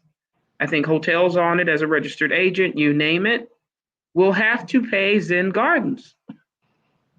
And this is the reason why, they, I guess, just the product that they were doing, they were supposed to do an apartment building. He was supposed to build an apartment building where other people have it. They said he did shady work, shoddy work. And what if somebody lived in those apartment buildings and it collapsed? You could have been charged with involuntary manslaughter as well. Yep. Yeah, so this is one of the reasons why. Yeah, he shouldn't have done it. See, this is what I'm saying. When you think and this is the sad thing, and I was telling you simply, and even Show Styles, the reason why we were analyzing narcissism and why they attack Anonymous so much is because if you read what these narcissists do, they have a God complex. They really think they can do whatever they want to do and then get out of it. But people get hurt. There's things that happen. So this is why you got to be careful, I believe. You got to do your due diligence before you get into relationships with people like this, because they lie, they don't tell the truth, and it could be a life or death situation. It could. So he's going to be in trouble, and he allegedly, Legs, Hips, and Breast has been in trouble with the law. He has 4 criminal arrest records, 2 mugshots for his background report. And I just think he thought because he was on this show and he was with Melody and Martell that he was bigger than what he is. That's why I think the reason why he's probably mad is because if Melody would have helped, they were thinking Melody and her team would have helped cover for this stuff. But this is why he should have made sure Hotel didn't cheat. I'm just so glad Melody doesn't do business with the Scotts anymore, because 5.5 million is a lot. I don't see how they walk around pretending like they're not knee deep in a serious lawsuit. In my confessionals for Love and Marriage Huntsville, I'd be like, y'all, please pray for me, please. If they fix $5.5 please. Yeah, but you know why? You have a conscience. When you're with Carlos, who wants to elevate you to get rid of Melody, Nell, and anybody else on the show, you'll believe that grandiose thing. I will say this though. I was so happy that she never mentioned in that sit down with him that I helped you with Scope, because she don't want her name nowhere associated to that company, being that they're being countersued for $5.something million in fraud. Now, Martell is going to go off the deep end talking about there would be no, Melody's like, nah, don't put me in this. Well, he ended it. Remember at the reunion, she said, she knew about that lawsuit. She said, I helped them. We gave them some deals. But afterwards, remember, Martell sold it to Legs, Hips, and Breast. Yep. So she had, that ended that. But that's why I said I just don't understand Hotel why he really befriended these snots. I just, geez. It's so sad because she's been trying to tell him for years they are not your friends. They are not your friends. And they are literally, even in that scene from last week, they are relishing in the fact that we are no longer together.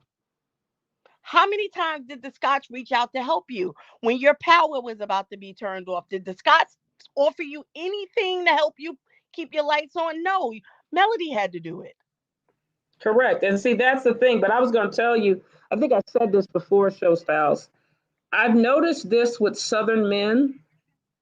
They really think that they can outsmart and outmaneuver Northern men. And what I'm getting with Hotel is he befriended these snots because, when he was with Melody, he could be superior because she covered for him. But he doesn't understand Melody's no longer there. But if you notice, he still thinks he's still married to Melody. That's why you could tell there's a mental illness, mental disorder. There's something wrong. But the same thing, if you notice, his mother has the same issue. Melody was taking care of Marlene so she wouldn't have to work. And, if somebody's taking care of me, one thing I would have done was I would have taken that peasant stuff, all the other women and 3 or 4 she was with, and shipped them to like Alaska or something. Because it affects my money. You know what I mean? I don't have anything. Exactly. I would be like, son, you need your wife. She's a blessing to you. You're able to do all these things because of her. Why would you ruin your marriage? That's But kind of I think she was jealous of Melody too. That's the sad thing. I think she's a narcissist as well. And that's the part where Hotel gets it from, as well as his father. They're narcissists.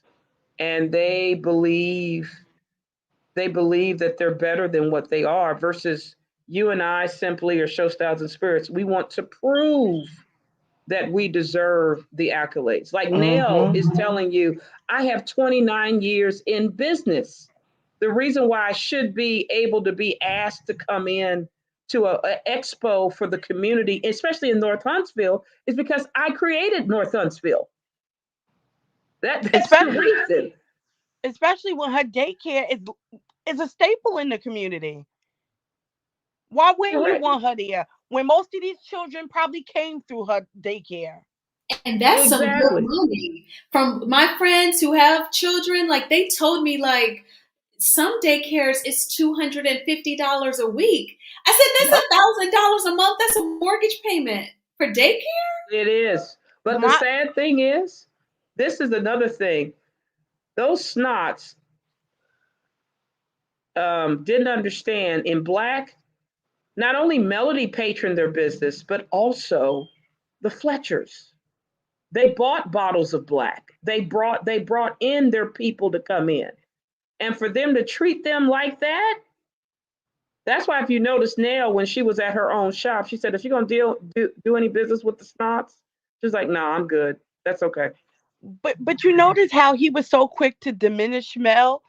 How soon we forget you wanted her to be the brand ambassador for that black wine, that black champagne. You're right, Simply. They never remember it. They never remember what they said before. They just gaslight each time. You like it's pathetic at this point. Like, wait a minute.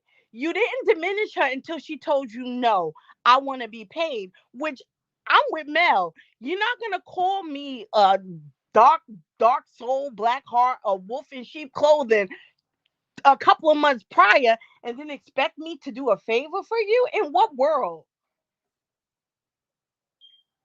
And then more importantly, she probably knew they were asking for money and sponsorships. They didn't even think to ask for sponsorships. Remember, she had to throw that out there to them in the meeting. Yeah, but they thought if Melody comes, they'll get the sponsorships coming in because of her name brand. That's why they wanted to use her to get money under the table. But she's like, no, if I bring, because trust me, she knew her millimeters are supporting, right? Yep. If she would come and give even her face, that's money. So what she knew was her worth. her worth of giving speaking gives is because usually you can charge a fee to have somebody come in. That's the point. That's the point. But yeah, it's just and this what did you have? Is that chat what you talked about? You just popped it up. Yeah, they supported their business. They supported their lounge and white labeled wine and came in just like Melody did to help their business. They wanted them to be successful. And then for them to treat them like dirt, that's why nobody really wants to do business with them. Exactly, because that's very generous to patronize a bar and you don't know what kind of customer service you might get. I hope they don't be slow. I hope the order be right, the drink be good. You know what I'm saying? But they patronize them. They said they do it all the time. And then they act like that. And you can tell Marceau and Tisha, they not no salespeople like how Melody sell her 7th Avenue, or else that chocolate in a bottle, it would be popping. Everybody in the chats would be like, oh yeah, I got me some, I ordered me some, it was so good. Nobody does that, but people talk about 7th Avenue. Sure do. That's why they wanted her to be the brand ambassador. Melody, like Maurice said, is a marketing genius. She would have sold those bottles for them. Yeah, but and the difference you're is not gonna stifle her out of what she rightfully deserves. correct. And that's the thing. I told you, I said, now I'm understanding why they're attacking the millimeters because, in all fairness, if Melody was able to buy in cash Nubian TV, she has a gold mine regarding this show with Love and Marriage Huntsville and what it's doing to connect to the consumers, which is us. She's able to sell her authentic self, and we support her because I'm telling you, Jay Bolin, she's selling that left and right. But the only way she really sells it is because she's still on a platform to reach us, her consumers. You're right about that. Because she Yeah. sells out her Jay Bolin. Yeah, but she's always done Jay Bolin. What I'm saying is they never sold out until she told her life story on Love and Marriage Huntsville and basically became a phoenix rising. And that's why, the people I believe are trying to attack all the pro Melody content creators and you name it. It's because they're trying to reach the consumers, which is supporting her. Well, they definitely can't get me because they come off as frauds, allegedly. Well, you know why? I was going to show something to you. I thought it was interesting. You know her shirt, millimeter, where it said Yeah. critical thinking? Show styles, I wanted to send something. I decided to be a little bit like a professor and figure out what the meaning of being a critical thinker is. It's actually very intriguing. Just one second. I'll send you the link.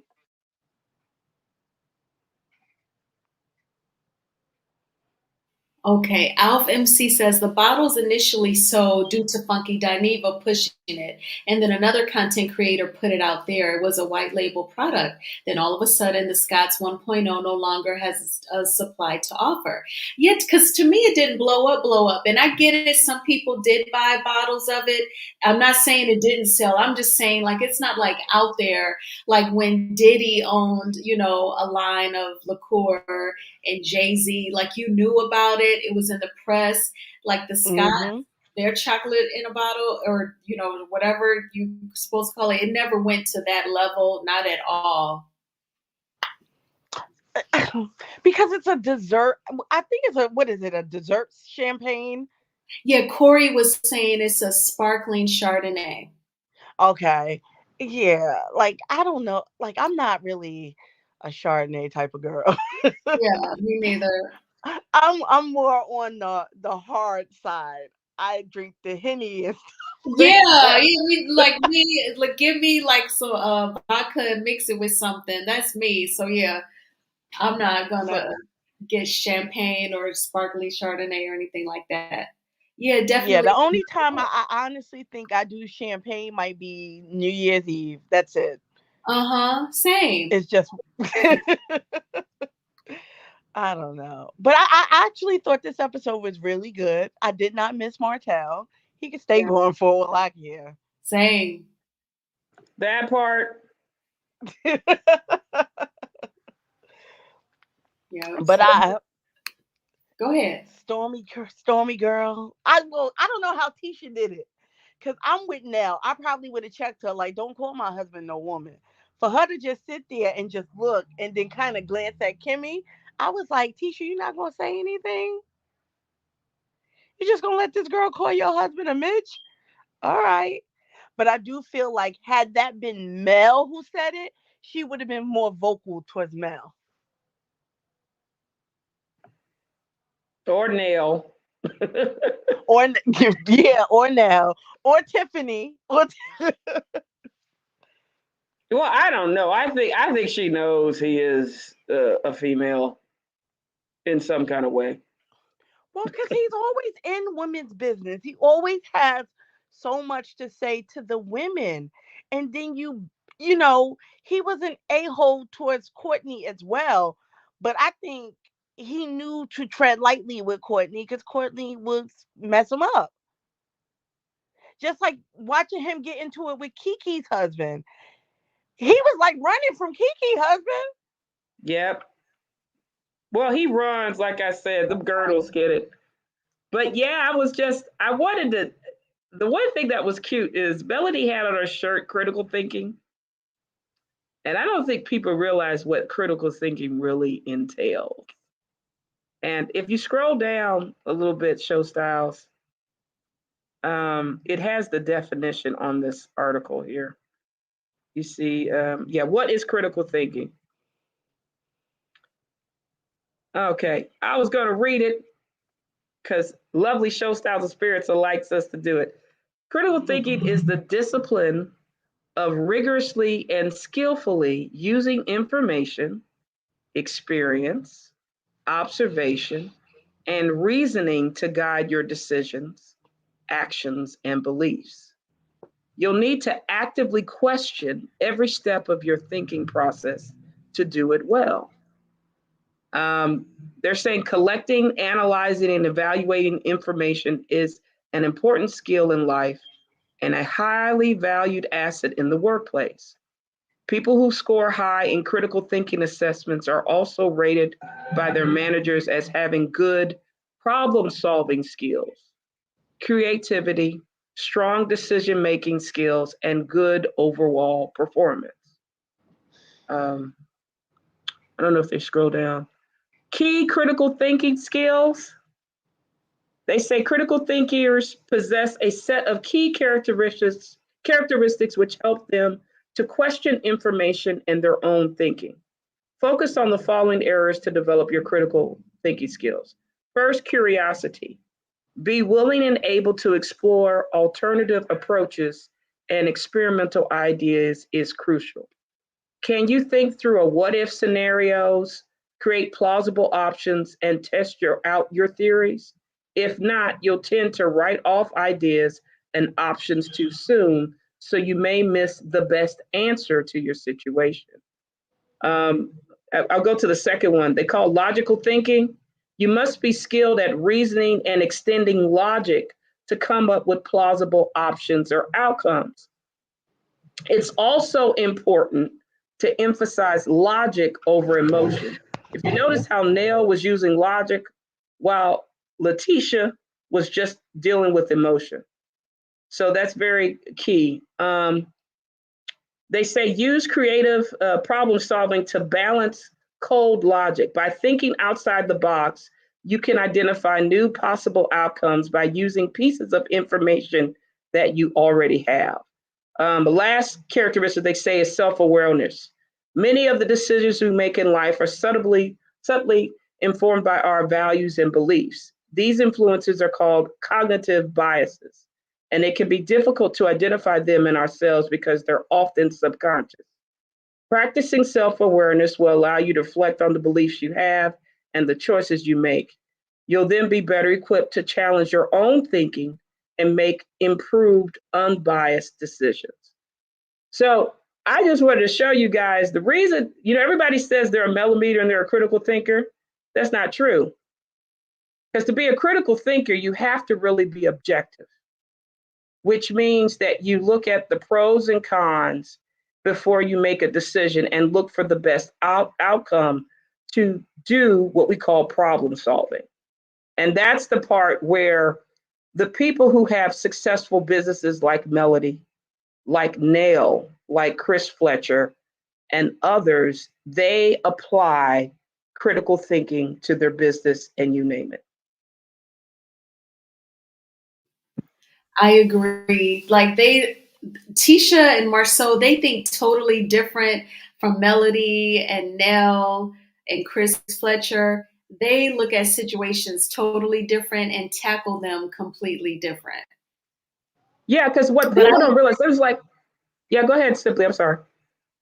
oh no, I was just going to say briefly, and I agree in the chat, everyone is picking up, like what Simply said earlier. If that had been Mel or Nell That's talking right. about Marceau, calling him a female, Tisha would have went off. When it comes to Stormy, she pulls back. But go ahead. Yeah, I was going to say this because people ask, well, why is it that Melody decided to give Hotel another chance before she finally divorced him? A lot of people don't realize is she was going to divorce him before the show. Mm-hmm. But what people don't realize is when you have children, it's different. It's different. A lot of people will be more pragmatic and will give, give try to give as much leeway as possible to see before you leave. You get what I mean? Mm-hmm. And that's the thing where a lot of people, we're trying to get people to understand and have compassion and empathy. If people think Letitia will probably leave Marceau, I don't think so. I think she's codependent. But again, that's okay. That's her choice. We just want her to stop attacking Melody and stop attacking Nail. I don't care what you do with your family. If that's what you like, that's what you do. But you're attacking someone that hasn't attacked you is the problem. That's where we're looking at it. I don't, Hotel wants to be with the peasant. That's what he wants to be with. He made the choice. But he thinks he still needs to be with Melody. No, that's over. If you wanted to be with her, you needed to keep your ping in the household. Mm-hmm. You didn't do that. So you have a consequence for your action. And that's the part a critical thinker knows. If I make this choice, then this consequence would happen, or this consequence would happen. So I want to go through everything to be comfortable with the decision I make because I've ended it. It's over. And it's a season. But that's why I just wanted to let people know what critical thinking, because everybody says they're critical thinkers, but they're really not. Because if you're a critical thinker, you won't let emotions and your personal feelings or subjective views get into it. You will hear a dissent. You will hear a different side. And that's what I think, even though Bone Collector, Kimmy was trying to help Letitia understand. If you are the coordinator for the Black Expo, you have to be able to take praise as well as criticism to make the next event better. That's it. What do you all think about? Because Tisha did say earlier in her confessional for this scene, she was like, "This is what I don't get about Stormy. When we're on the phone, we're talking and laughing, but when we're around the group, she acts a different way." Now, they were all saying in the chat that Tisha and Stormy use each other. So Tisha used Stormy to get into the hair care business, and Stormy is jealous of Melody, so she teamed up with Tisha, of course, for a gang up against Melody. But what do y'all think about that? Like Tisha using Stormy just to find out how she could launch a kid's hair care line. Of course, she's trying to get money. You have to understand. They had, in my opinion, allegedly, and I don't know if you believe this story, Simply and Show Styles, is Marceau, Maurice, Kimmy, as well as Letitia, were trying to attach themselves to the Holts to get money and get a leg up with the comeback group. Well, since Melody has left that, they need to go find another way to get money. So who comes along? Stormy, who has the money, allegedly. But I think it's a front. So she's trying with the hair care line to get money, to make it look like she's a business person. But it's not. But again, if you notice, Stormy used Destiny to get on the show, and then after Destiny left, she's trying to go to somebody else. So she has the same thing. She's just trying to use people to get ahead or to be the main star of the show, but she's not. You know what I mean? The star is Melody. The star will always be Melody because this is her brainchild. This is who she have. And I'm glad that Melody reminds people on the show, I'm helping to keep money in your pockets right now. Yep. Because if the snots were not on this show, the little money that they have coming in will not be coming in. I agree.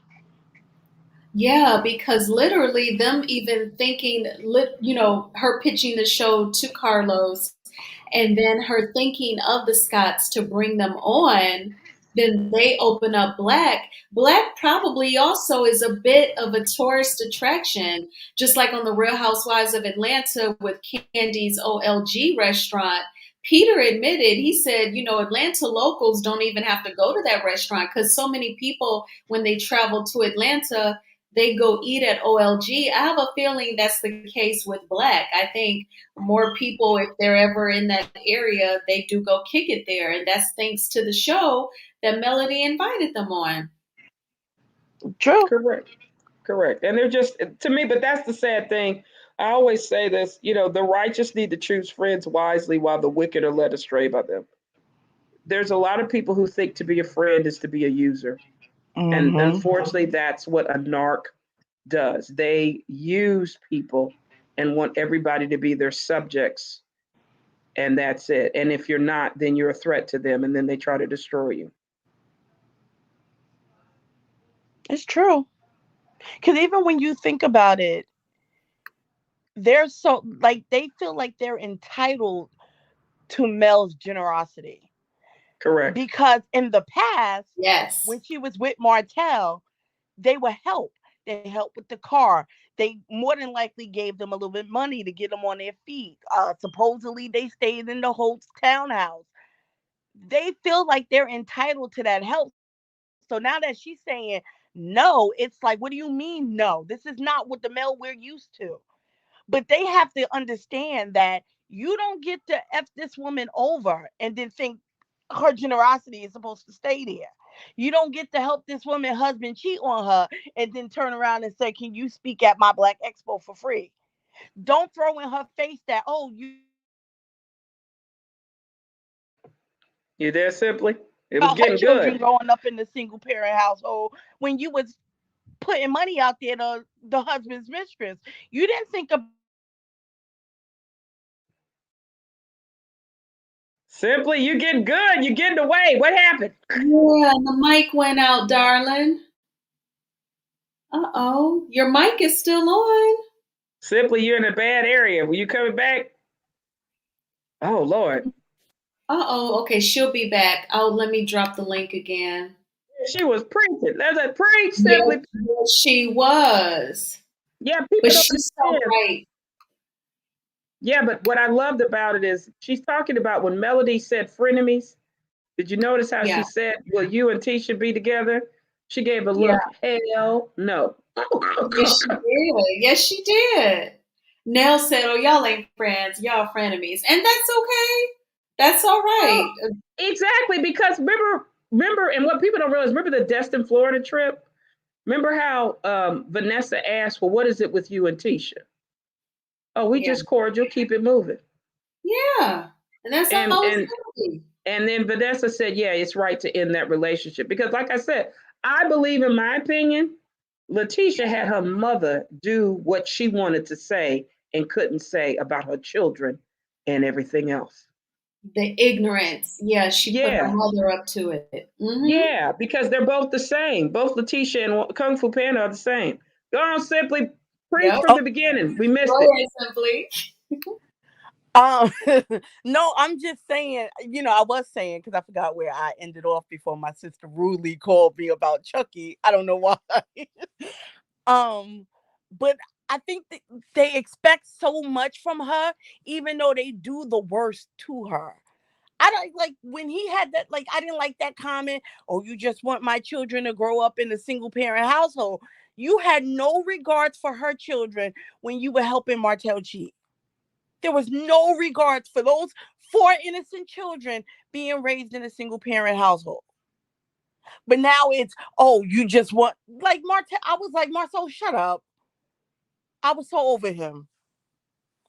Yeah, he was just like me, me, me. See, he wasn't worried about Melody or their family, but he's only worried about his family. Yeah. And that's the sliding he does.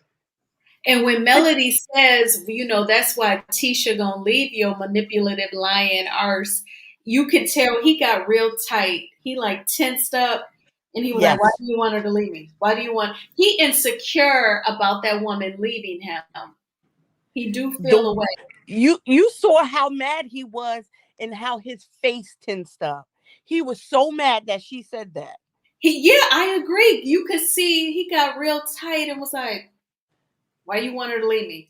Why do you want my children to be in a single parent household? Like, well, he didn't understand this. They have been living in a single parent household. You said this first episode that you didn't come to the house. You were up at 3, 2 in the morning, whatever, you name it. So, you know, it's a gaslighted. I'm lying because of TV, because I'm trying to look like I'm a married man with my wife. Really? Get out of here, man. He didn't even know what his son was allergic to.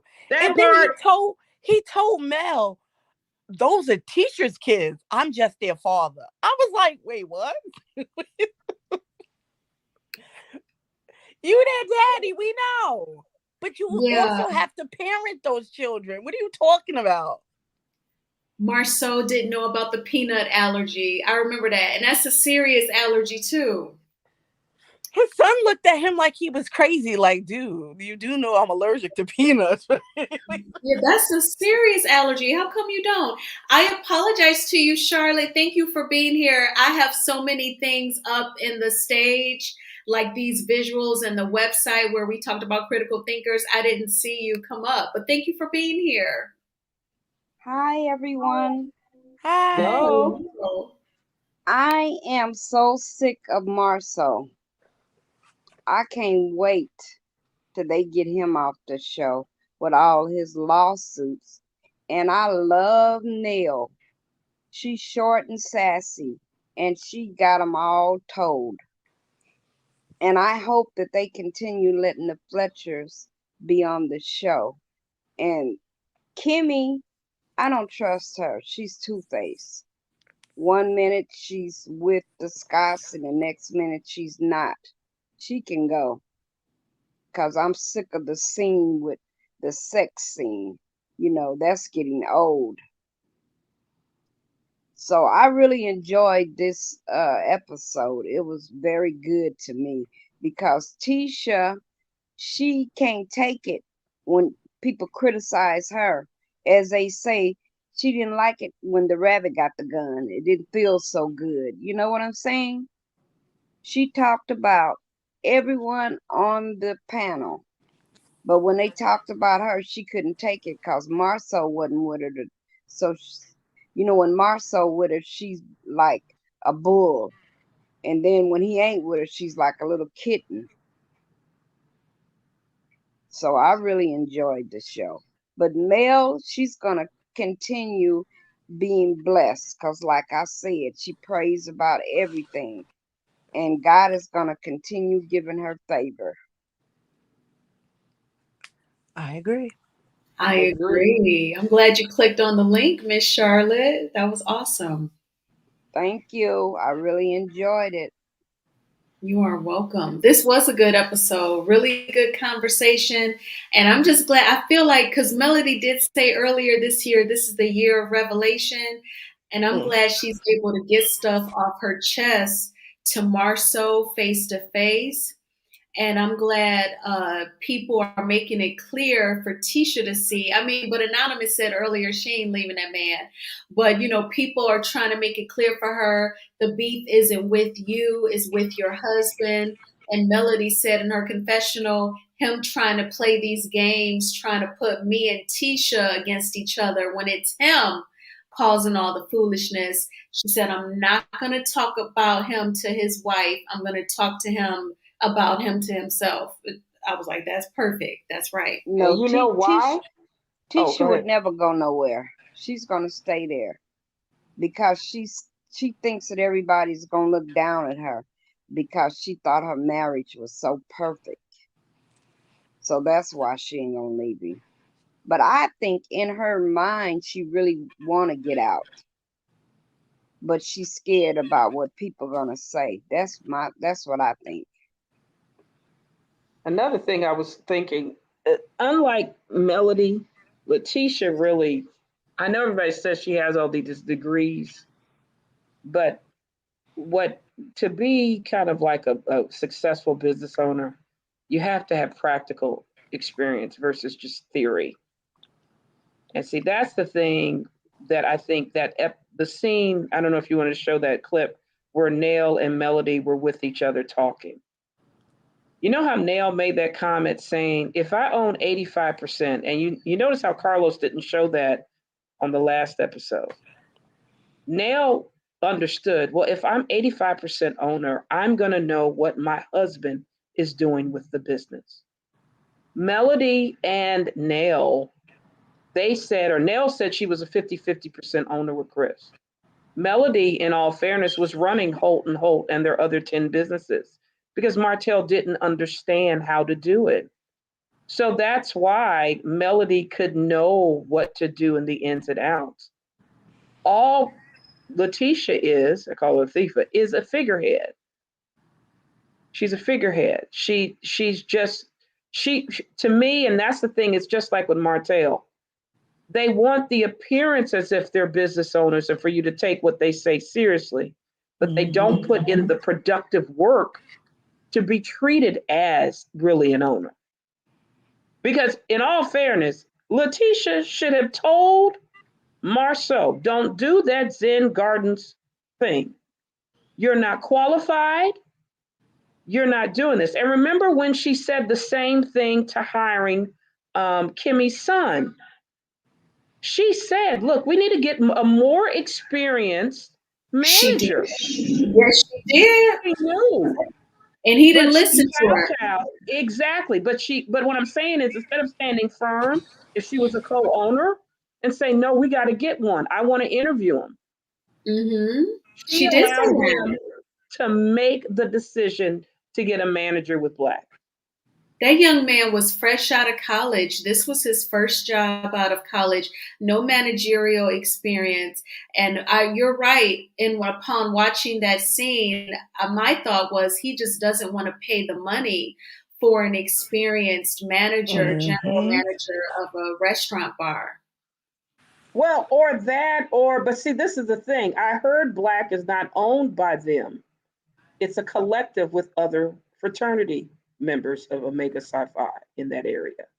Oh, wow. So, in all fairness, he, I guess, was in charge of running it, but he wanted to lowball it to have somebody he wants to control. See, Jalen was not experienced. Look at how Marceau is. He wants everybody to think he's superior. Yeah, he couldn't handle somebody who'd been a manager. He only wants people around him he can control, like y'all are saying. Like a manager that would question Marceau and his silly decisions. He can't handle that. He can't handle the questioning. So y'all, that's why he picked Jalen. Absolutely. I want to read this comment and get you all's commentary. So Patricia says, I'm going to give it to Marceau. He has Tisha in a position where she can't afford to leave him. He controls everything and she doesn't want to go back to Bessemer. I bet he's hiding funds from her.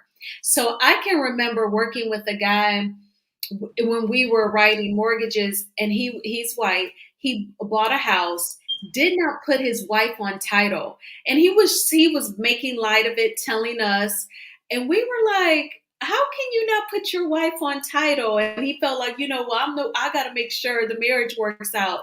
And I do think that some men do that. I remember my sister Kim was saying how the white men on her job, they hide funds from their wives. Like they don't always say how much money they truly make. They sock money away in savings accounts over here, over there that they don't know about, and I agree with Patricia. I could totally see him trying to run game on Tisha like that. I don't know what kind of money Marceau would have to hide, but if he did, I could see him trying to hide it from Tisha 100%. She need to be hiding money from him, and Kimmy need to hide it from Maurice. Well, they do, but this is the sad thing. What we're talking about, I think, is the part of the issue is they've been effectively succumbed by the narcissistic abuse cycle. That's what's happening. The snots to Kimmy as well as Letitia have been succumbed. They're a slave and an object to these men. That's why I don't think they'll leave, because they think their value is defined by Maurice and Marceau. And that's why they're trying so hard to stay away from women like Melody and Nell, who have independent thinking skills and can see the BS, you know, just directly. It's like, that doesn't make sense. What are you talking about? Even Tiffany, they're mad at Tiffany because she knew what a venture capitalist was and he didn't know it. I mean, it's just like, come on. I mean, but you can tell they only want their ego stroked. They don't want to help this community. They don't want anything. They're basically like vampires. They're leeches to destroy people and move on to the next one. And it goes back to what Charlotte said some minutes ago.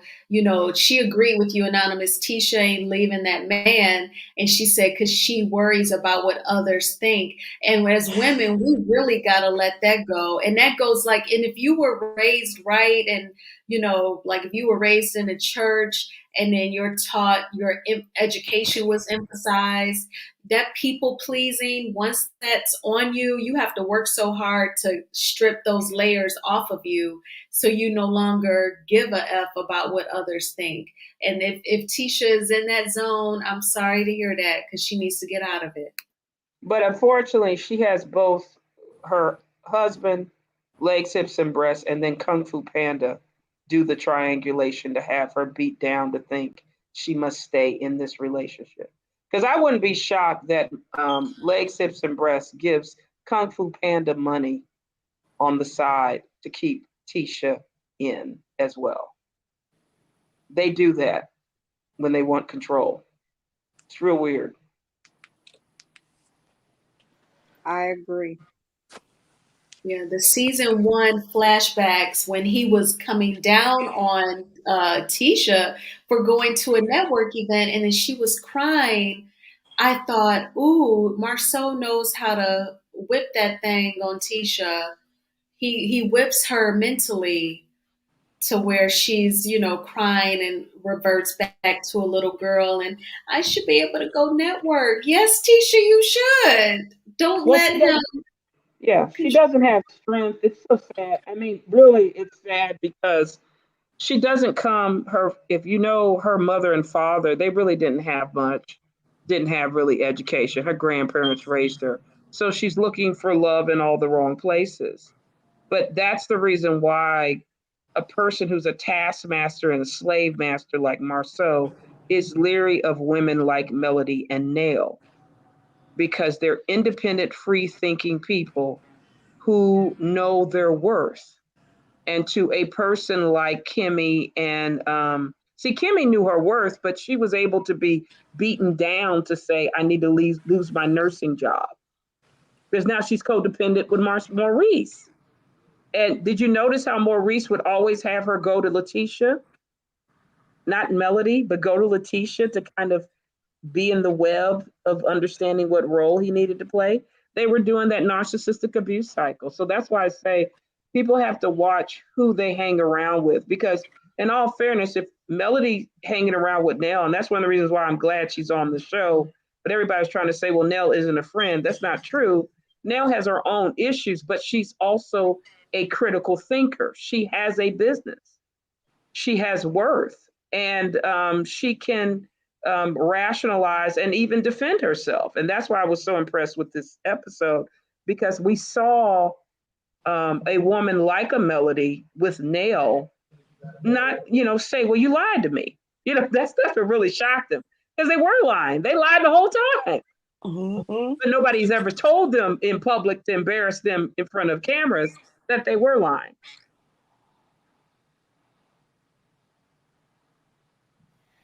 So, Anonymous, Patricia's comment corroborates what you said probably like an hour ago when you were saying when you look up their businesses, Tisha's name is nowhere to be found. It's just Marceau.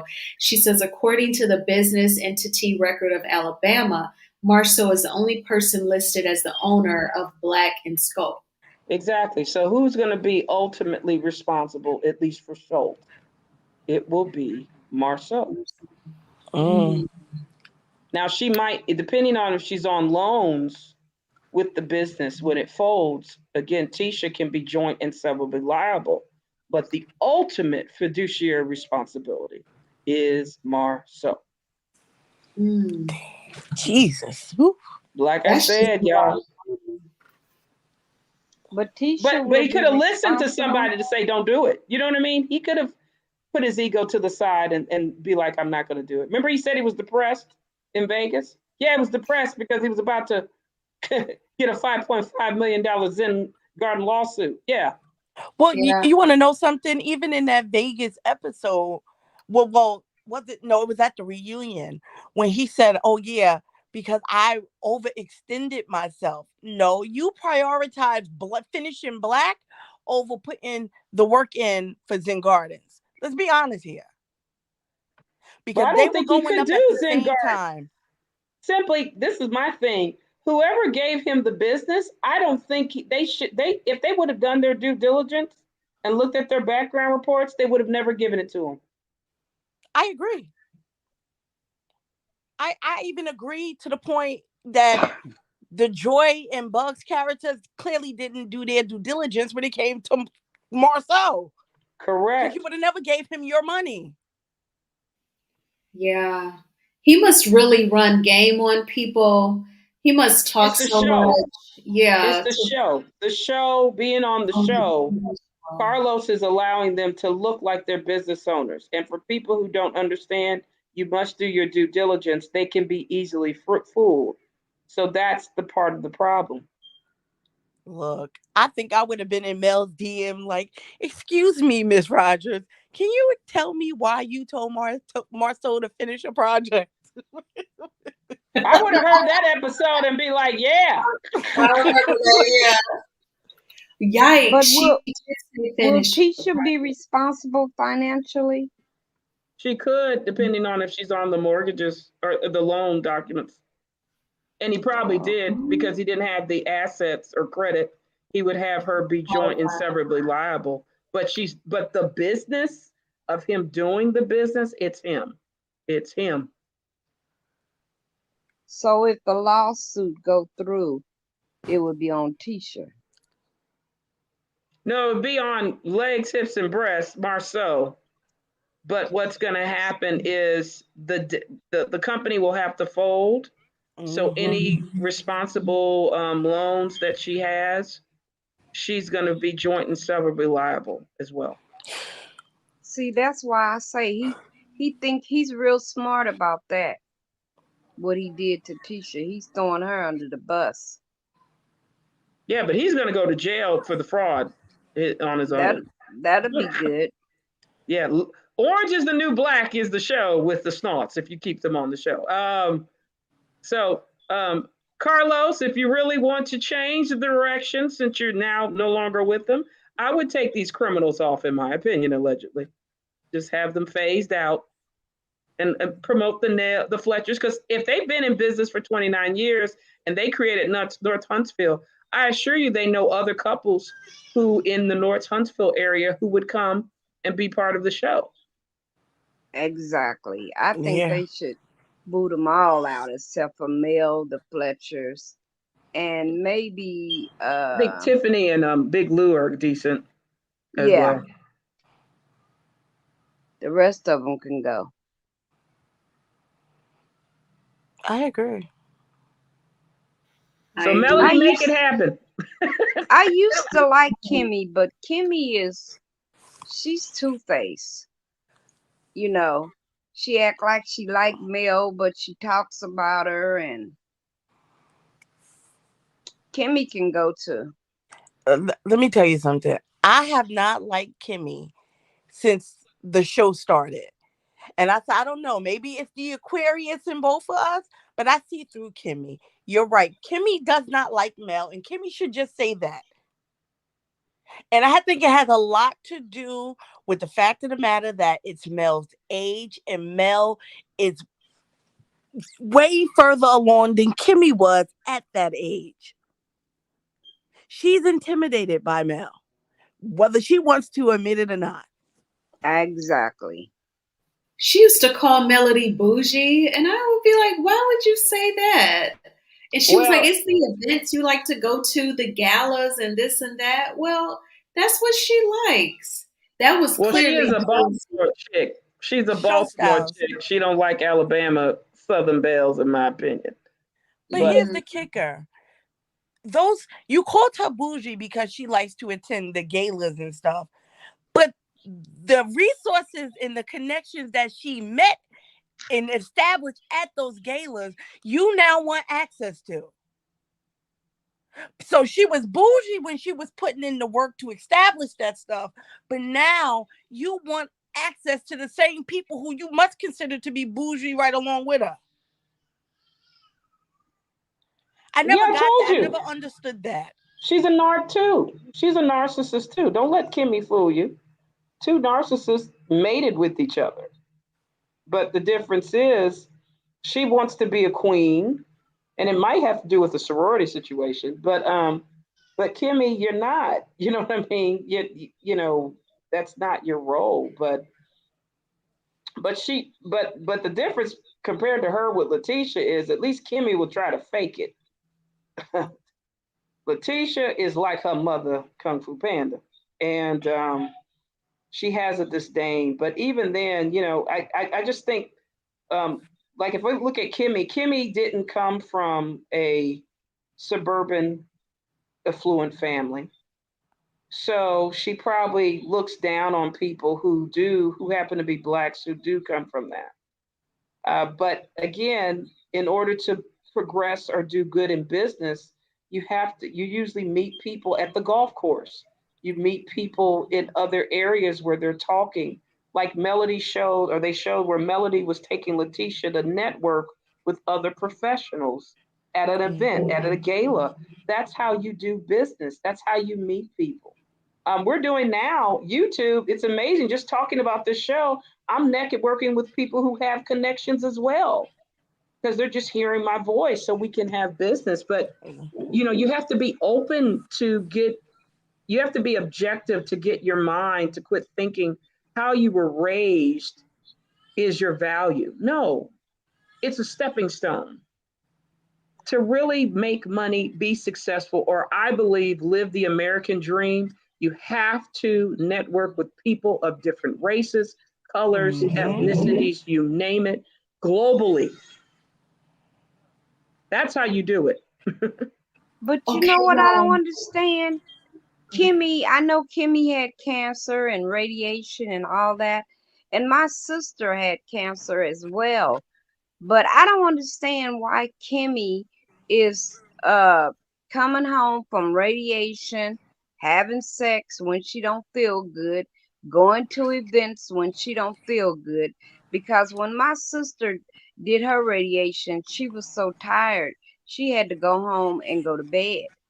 So I don't understand why Kimmy is doing whatever he wants her to do. because he's It's making her.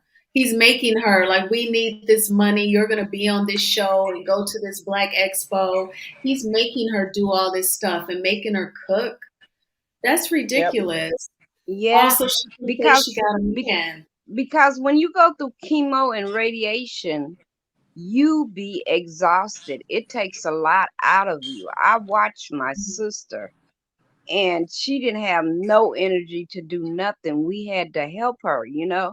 So Mm. Kimmy is crazy. I would have been done put him out and say, see you later, bye.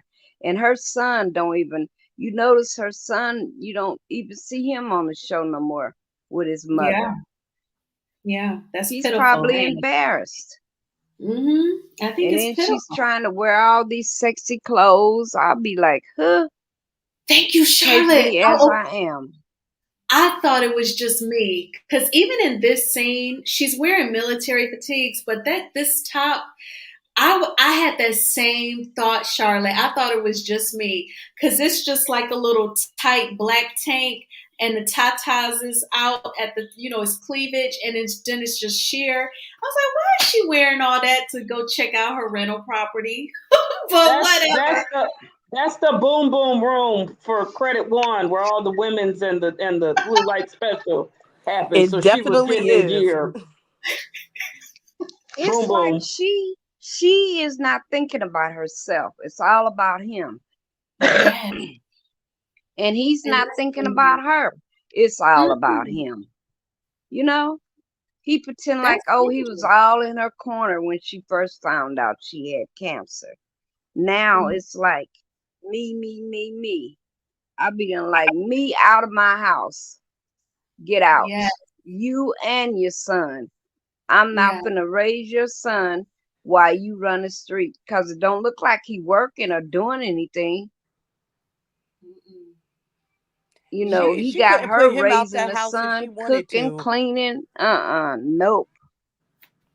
I wouldn't What, do it. what were you saying simply? I was just saying she couldn't put him out that house even if she wanted to. She messed around and put him on the deed to that house. He can now fight her for it. Oh That is wow. that is some We do. crazy ish to me. I wish I would.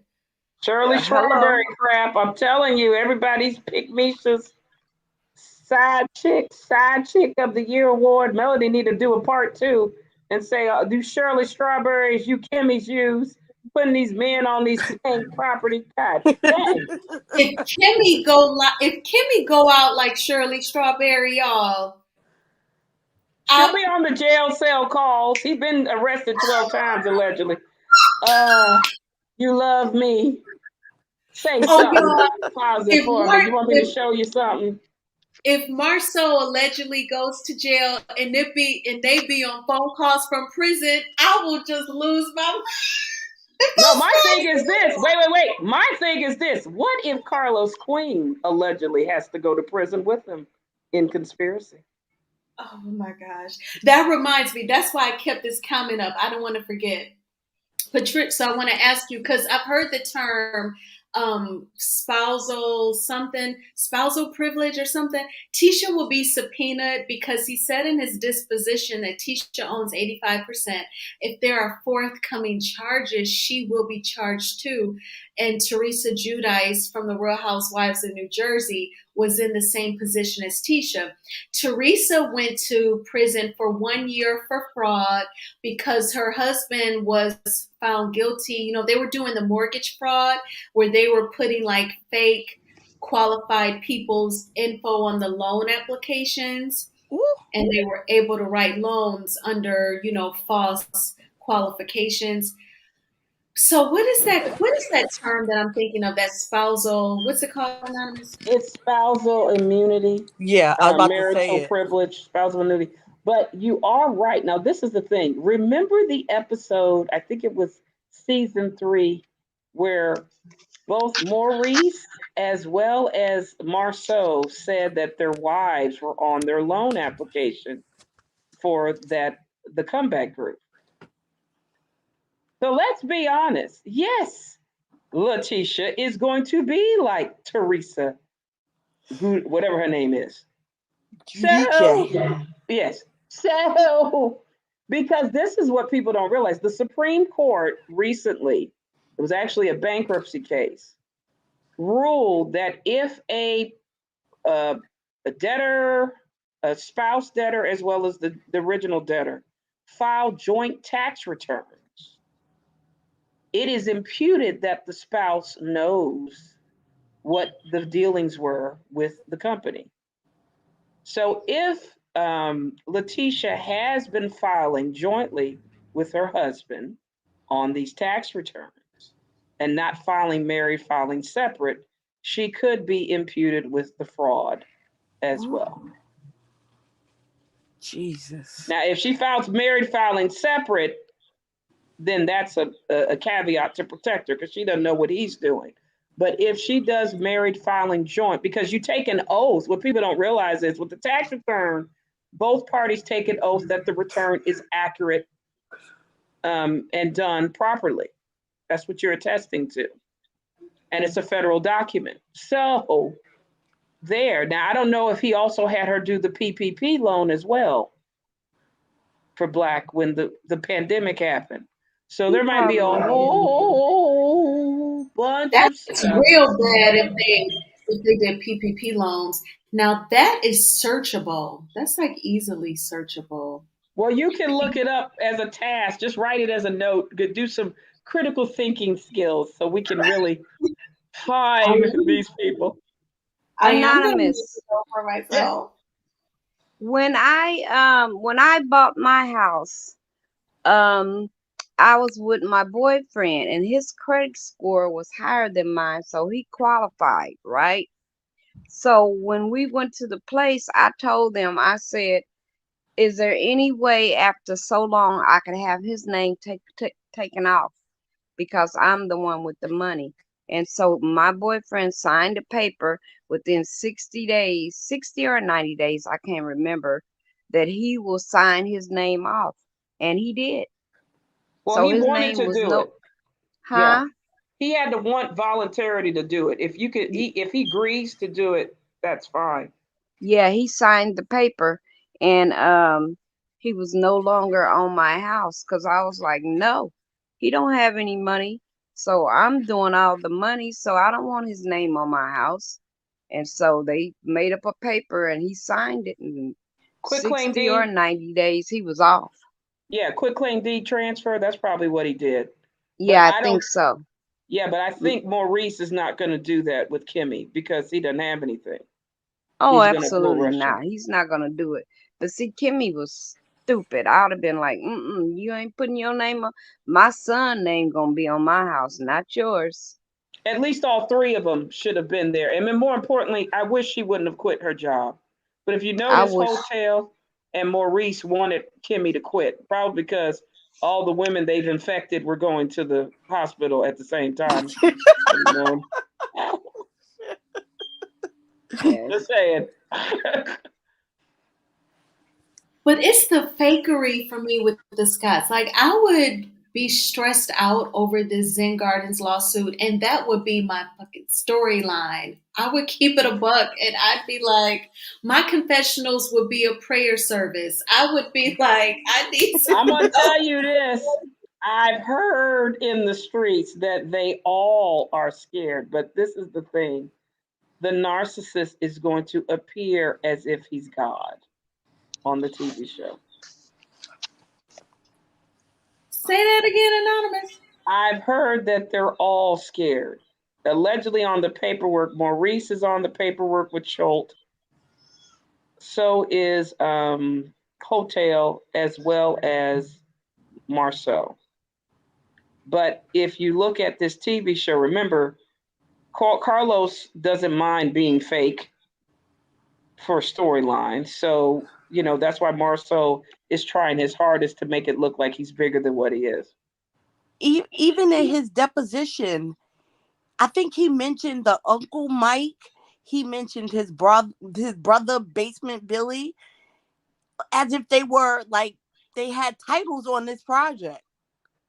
Yeah, and they might have. You know what I'm saying? It depends on what the paperwork. There's more discovery that's probably been done, but the sad thing for him is because he is the main person on the Schultz company, he is ultimately responsible. He wasn't competent to do the Zen Gardens apartment project, period. Is that the part that's considered the fraud? You pretending like you qualified to do this Yep. big of a project? Correct. Misrepresentation. Yep.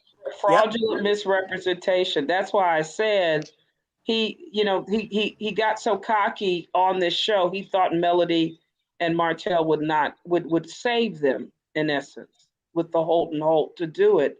but this is why you're so stupid. If you really needed Holt to stay, you didn't need him to lose his wife. But you thought, but you have to understand, they're narcopaths. They really, in my opinion, are agents of Satan. They want to unalive, steal, and destroy. They get pleasure and happiness by destroying the Holt's marriage. But But they that's didn't crazy. realize Go it's ahead. I'm sorry. collateral damage to them. I'm just saying it's an empiric victory. It's collateral damage to you.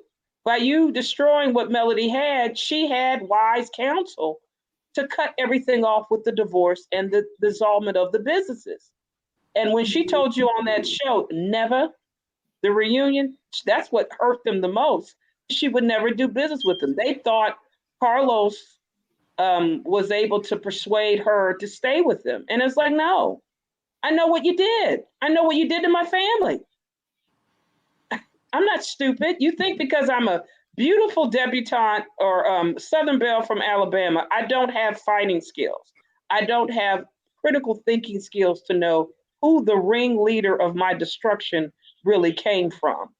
It was because Hotel was Eve in the Adam and Eve scenario and was lured by the serpent to lose everything. He was the one that brought you in. I didn't bring you in. I told you to stay away. I told him to stay away.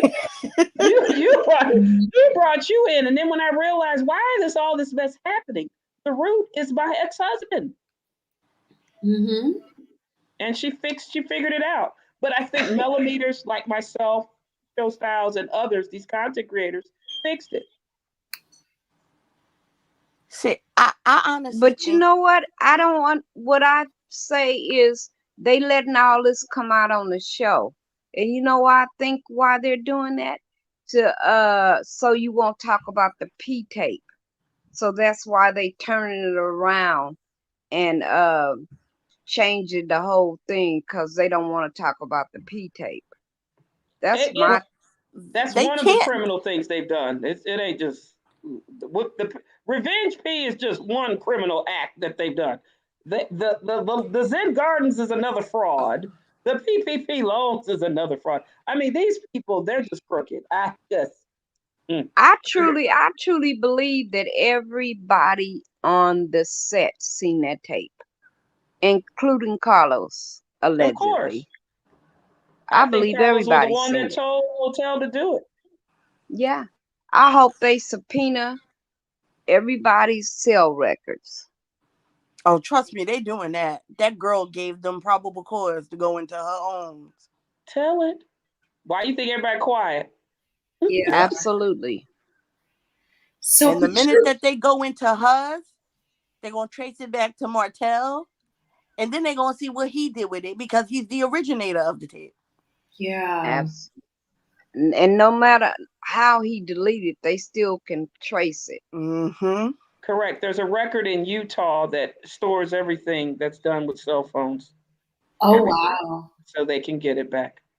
So, y'all, Patricia T is silly. She said Kimmy is the type of woman Tyler Perry was talking about. Maurice only pays the light bill. I don't even think he got the light bill. He ain't got no light bill paid. That boy's a bum on the couch. He's paying the Netflix bill. I don't even think he pays that. I think she pays everything. Now, simply, did you hear the tea I gave last week on Show Styles? We know why bum on couch Maurice, who's on this lovely picture, does not have a bar number. Oh, yeah, I heard it. I actually had to listen to the replay to get it. Yeah, he didn't. He, even though he might have passed the bar, he did not pass the moral and fitness character situation in order to be able to be a practicing lawyer. Child. And this is who Marceau getting legal advice from? Child. Yeah, the paralegal, allegedly.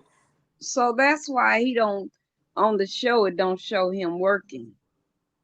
Well, he can't work. I think he literally works as a bum on the couch. I think he's doing relation parties and blue night specials because that's previously what his 12 arrest record. Thank you, Black Titanic showed. But I he think did a storyline just to take a test and make it look like he had. I don't think this couple right here has anything going at all. Even with the credit one, from all the reviews, everybody only had good things to say about his sister Millie. So it was like, what exactly was Maurice doing? Nothing. Nothing. I'm sorry. He's a bum on couch. See, they got mad. Bum on couch. Bum on couch. How did Kimmy fall in love with him? I don't understand. I Like, think Kimmy was desperate for a man.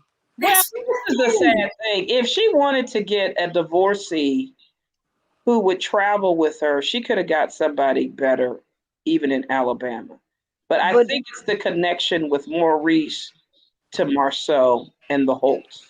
That's why. Now, Anonymous, you know who she want. She want Martell. She can take that green rash and fungus. He can't do nothing. She want Simply, the you good okay. might guy, be on. Martell. She do kind of, cause ain't she always complimenting Martell? He a good guy. He a good guy, Savannah. Did she have him already? That's the question. Shoot. He's a You good so man, simple. Savannah. He's a good man. That's right. She never say good man. She always say he's a good guy. He's Well, a good guy. you know she chased Marceau down. So went to the barber shop, took her son to the barber shop. She really wanted to meet him. Oh yeah, when she said she stalked him on Facebook. Yeah. Yeah, but Child, don't you think you should get somebody without 12 arrest records allegedly? You could find it. Is the black picking that slim? Is that what it is? I think they met each other while they were in nursing. He was in rehab, and she allegedly was the nurse to bring him back together. That's my opinion. In Baltimore. You're so silly. oh, Simply say he says he's a good guy. He's a good man, Savannah. He's that's a all good she's man. like. He just is so I've better. always said, Kimmy, like, how can you look Mel of all women? How can you look the wife he's cheating on, the wife he's consistently disrespecting, the wife he's had a baby outside of the marriage on?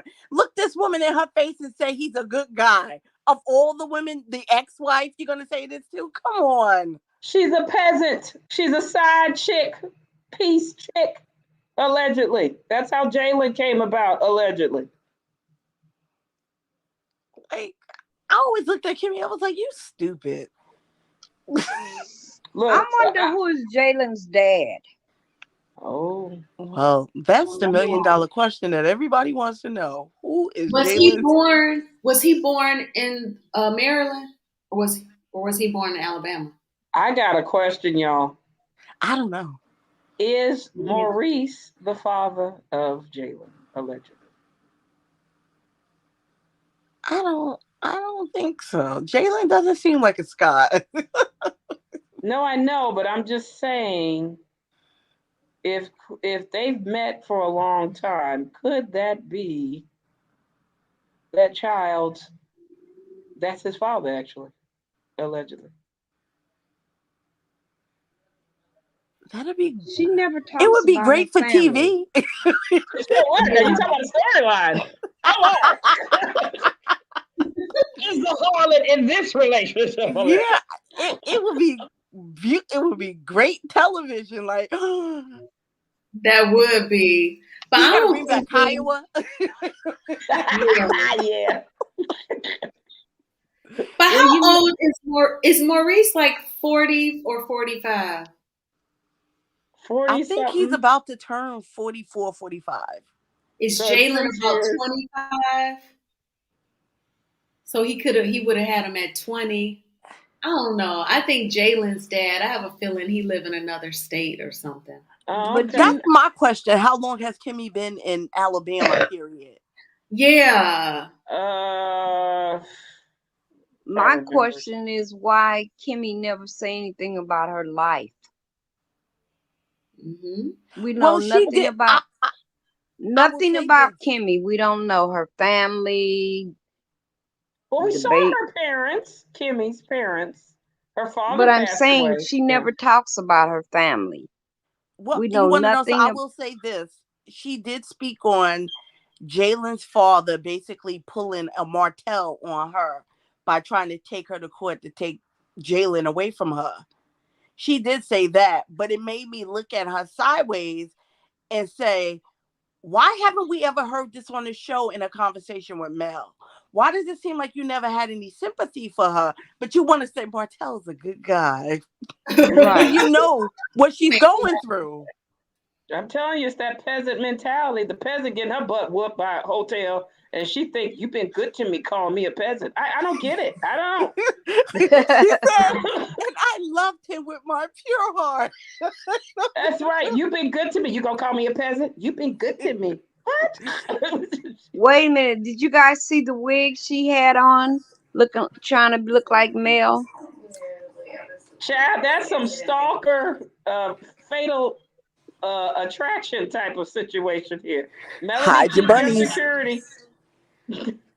Y'all better hide your bunnies. I think. Do you think Hotel had her get that wig to make it to try to stalk Melody? Because I think Yes. he does that on purpose. But that wig she had on probably cost her about $25. Oh And my she God. look how she look. Look how she looks. So she looked like she looked. She's like, I'm male. I'm male. I'm male. Look at me. Look at me, chick. You crazy. Didn't she hashtag obsessed in the photo? And I was I like, told you. Look, Hotel must be whooping her tail, taking her hair out left and right. She don't know what to do. I said, you got him, baby. You thought he was the prize. Have fun. And then she says, "Oh, male shape." Talking about male shape. she I can just say don't what she understand. want about male shape or whatnot. The point is, you are following this woman's every move. Yes. Clearly, Martell, the reason why you're in the gym, I believe, is because Martell told her she's gained too much weight. I thought it was Mm. to follow Hotel because that's where he goes. No, he told her she gained too much weight. Look, I think, like I said, Hotel ain't even got a place to stay. He has an attachment issue. If those people, they say the narcissistic sociopath, Mm. they have both they have an attachment issue as well because everybody's like, oh, he not gonna be with her. Oh, yes, he will. He don't have nowhere else to go. He don't have nowhere else to go, and he's like his mother. She's like his mother, so she's going to cater to him. And if you notice, he really. The sad thing is, even though everybody thought that Melody and Hotel should have been together, he really belongs with this peasant. He does. I That's agree. that's he needs to stop thinking that he belongs with other people. Baby, Melody, in my opinion, when he had the probation for the ATM charge, he had to be different because understand it was alleged that he would have to have 10 years in prison if he did something bad. Yep. What Melody was doing was getting the love bombing. She was getting a different type of person. But I seriously do believe when Hotel could not pass that builder's license exam and Melody could, the misogyny in him, he went to the dark side because he believes that men should only build. And Did that's you what he's hear him? not. Remember, he said, "You ain't never built nothing in your life, Mel." Correct. He hates women. He thinks women are inferior. So that's why he wanted to make Melody, in my opinion, like the peasant, how she is. And when he couldn't conquer her. It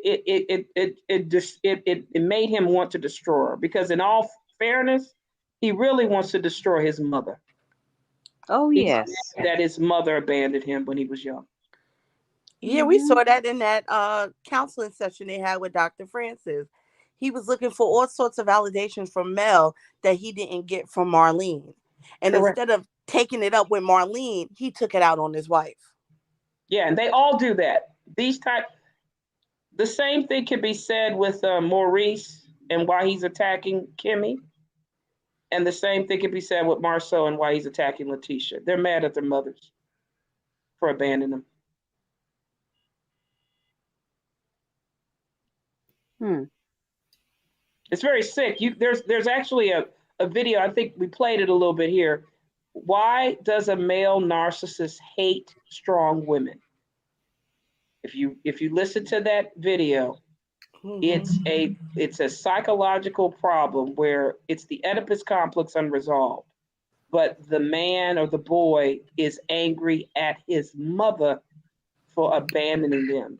And they seek out relationships with people that are like their mother so they can destroy them. Do you think the same thing go for a woman if she get abandoned by her mother? Which one? I'm just saying, do you think if a woman is abandoned by her mother, she acts out like a narcissist Yes, as it's well? the Elantra. They call it the Elantra complex. I think Destiny has that same issue. Her mother allegedly was on drugs or substance abuse, and her father really didn't raise her until later on. But that's why she acts that way. It's a. The reports say it's like a ego thing. They're acting as if they have. It's the same thing with Letitia. Her mother didn't raise her, her grandparents did. So Letitia is a narc as well. You know, they're trying to have this ego persona and they're trying to destroy everything. But yeah, but they call it the Elantra complex, unresolved Elantra. It's something about their father. And I think that's one of the reasons why she'll allow Marceau to destroy her with it because her father wasn't there. How So, sad. in fraud cases like the Zen Garden case, how long do you think we'll have to wait until the judge, or is it a jury trial? It depends if the parties settle, but they might want to go to trial to basically really put it down to them. Um, if I was legs, hips, and breasts, I would settle this and pay and just pay. That not even go. But knowing him, he thinks he's God. He might, and he might think with this TV show, he can It can maneuver be. his way out of it. Oh my gosh. Like I said, I mean, I'm telling you, this is why you ask. It's same thing with Tasha K. Tasha Yeah, K with Cardi B. Her attorneys were telling her to settle and yeah, withdraw. Yep. they were. They She were. wouldn't do it. That's what's been reported. They were trying to tell Tasha stop reporting on Cardi, You and needed to recant, state it was HIPAA, you violated, apologize, and stop. She yeah. wouldn't do it. She thought she was God or a goddess. So now she's suffering. And then they'll be like her allegedly with trying to hide the assets and move stuff around and avoid payment. But the bankruptcy that she filed now, she allegedly she wasn't filing tax returns correctly. So she's going to be in Sing Sing federally because her tax returns wasn't properly filed. So she thought bankruptcy was going to help her out, but you were doing fraud anyway. That's what I told you. People, if you want to ask how you could get somebody, study how they got Al Capone. Study it. You could get them by local law enforcement, but you can also get them through the IRS.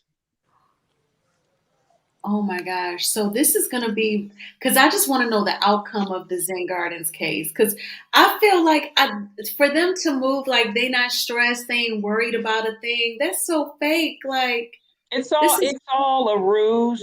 When they're at home, just like Hotel, he's crying, acting a fool, yeah, you name it. But to the TV and to y'all, who he talking about? Well, it's what are you gonna say as a line? This simply beautiful. It's male's fault. It's Yep. male's fault that we didn't do this. Cause Really? you know it.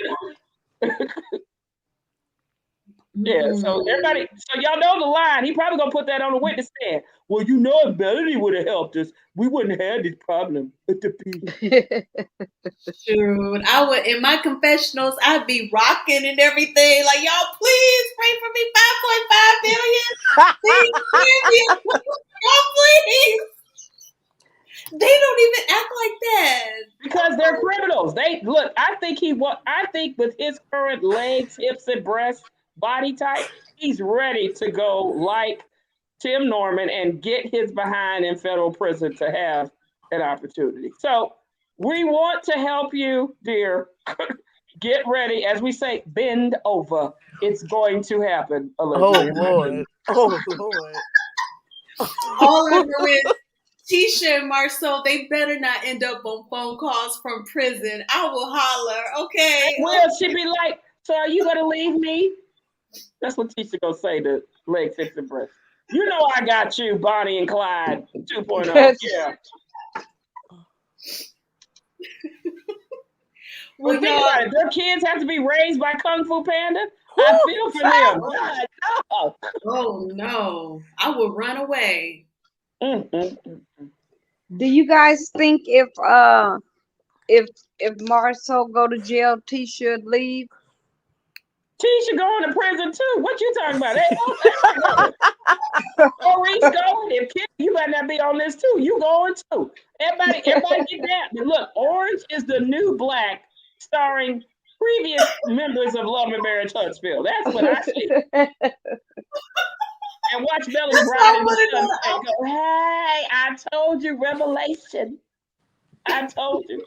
And Hotel will be there too. Get going, baby. It's all right. Oh my goodness. Now, when it happens, Show Styles, would you go live? So yes, that's can come on. Really laugh. It's like, we told you, don't stop the soap.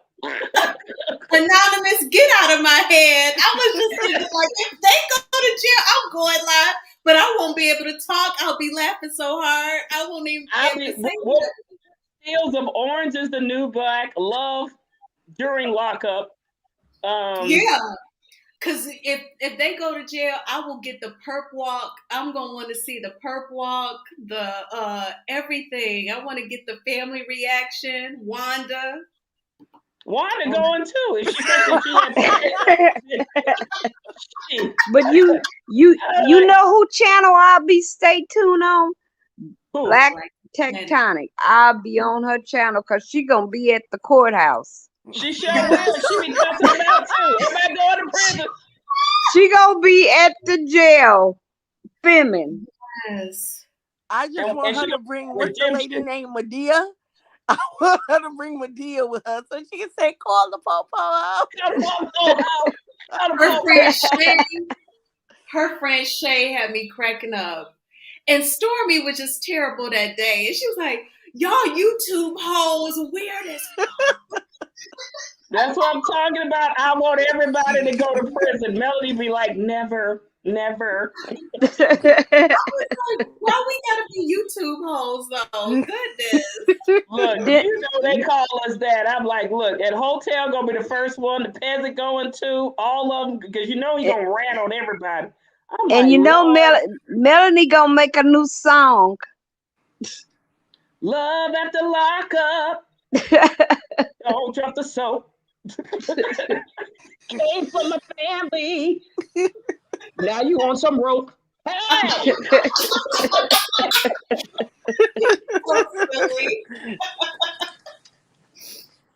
I will be hollering. Oh my goodness. It will, but you say as we say, Anonymous says it in the words of Miss Celia to Mr. From The Color Purple, as it relates to Love and Marriage Huntsville. Until all you hoes and hosettes do right by Melody Cherie. Hoes and hosettes. Will fail. All of you. Indeed. This was so much fun, y'all. I'm going to let y'all do closing remarks and then we'll wrap this thing up. Charlotte, I'll let you go first.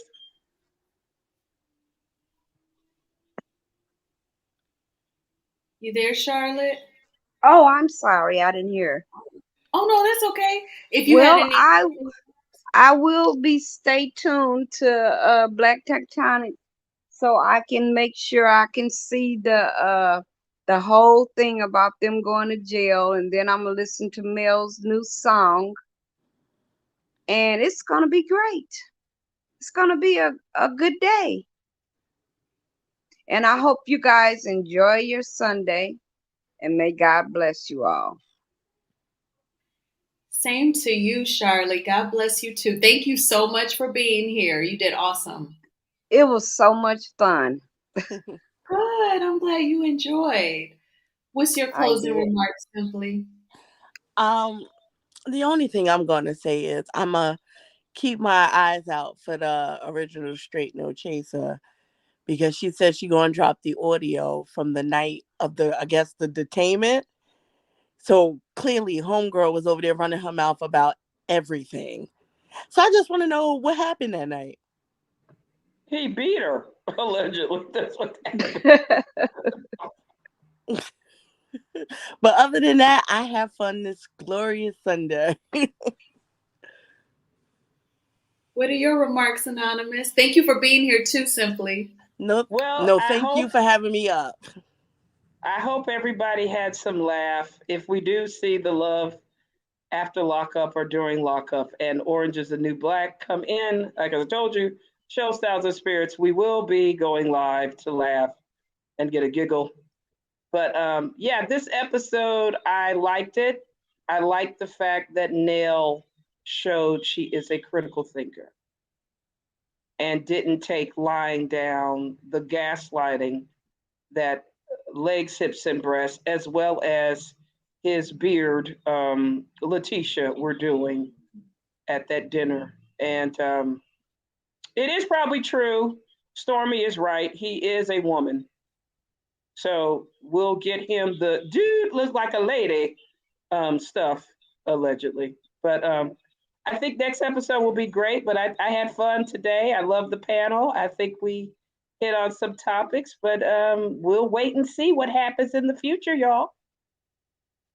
Yes, I agree. I enjoyed y'all so much. We had a lovely panel, and I enjoyed y'all in the chat. Y'all had me cracking up and made some excellent points. And I hope Tisha wake up. She's not defined on whether or not she has a man or a husband. She don't have to worry about what others think, like what Charlotte said. And Simply did remind us that, Kimmy always propped up Martell. He's a good guy. And Anonymous, she's going to break down, the toxic traits of some of these people out here. You got to be careful when you're dating. So I thank y'all for kicking it with me, and everyone catching the replay. Thank you for watching. I hope you have fun. This was a fun live. Please hit the like button, and I'm going to make some videos about Kimmy and Maurice paying the light bill, and we're going to have a great week. So I will talk to y'all soon. Bye.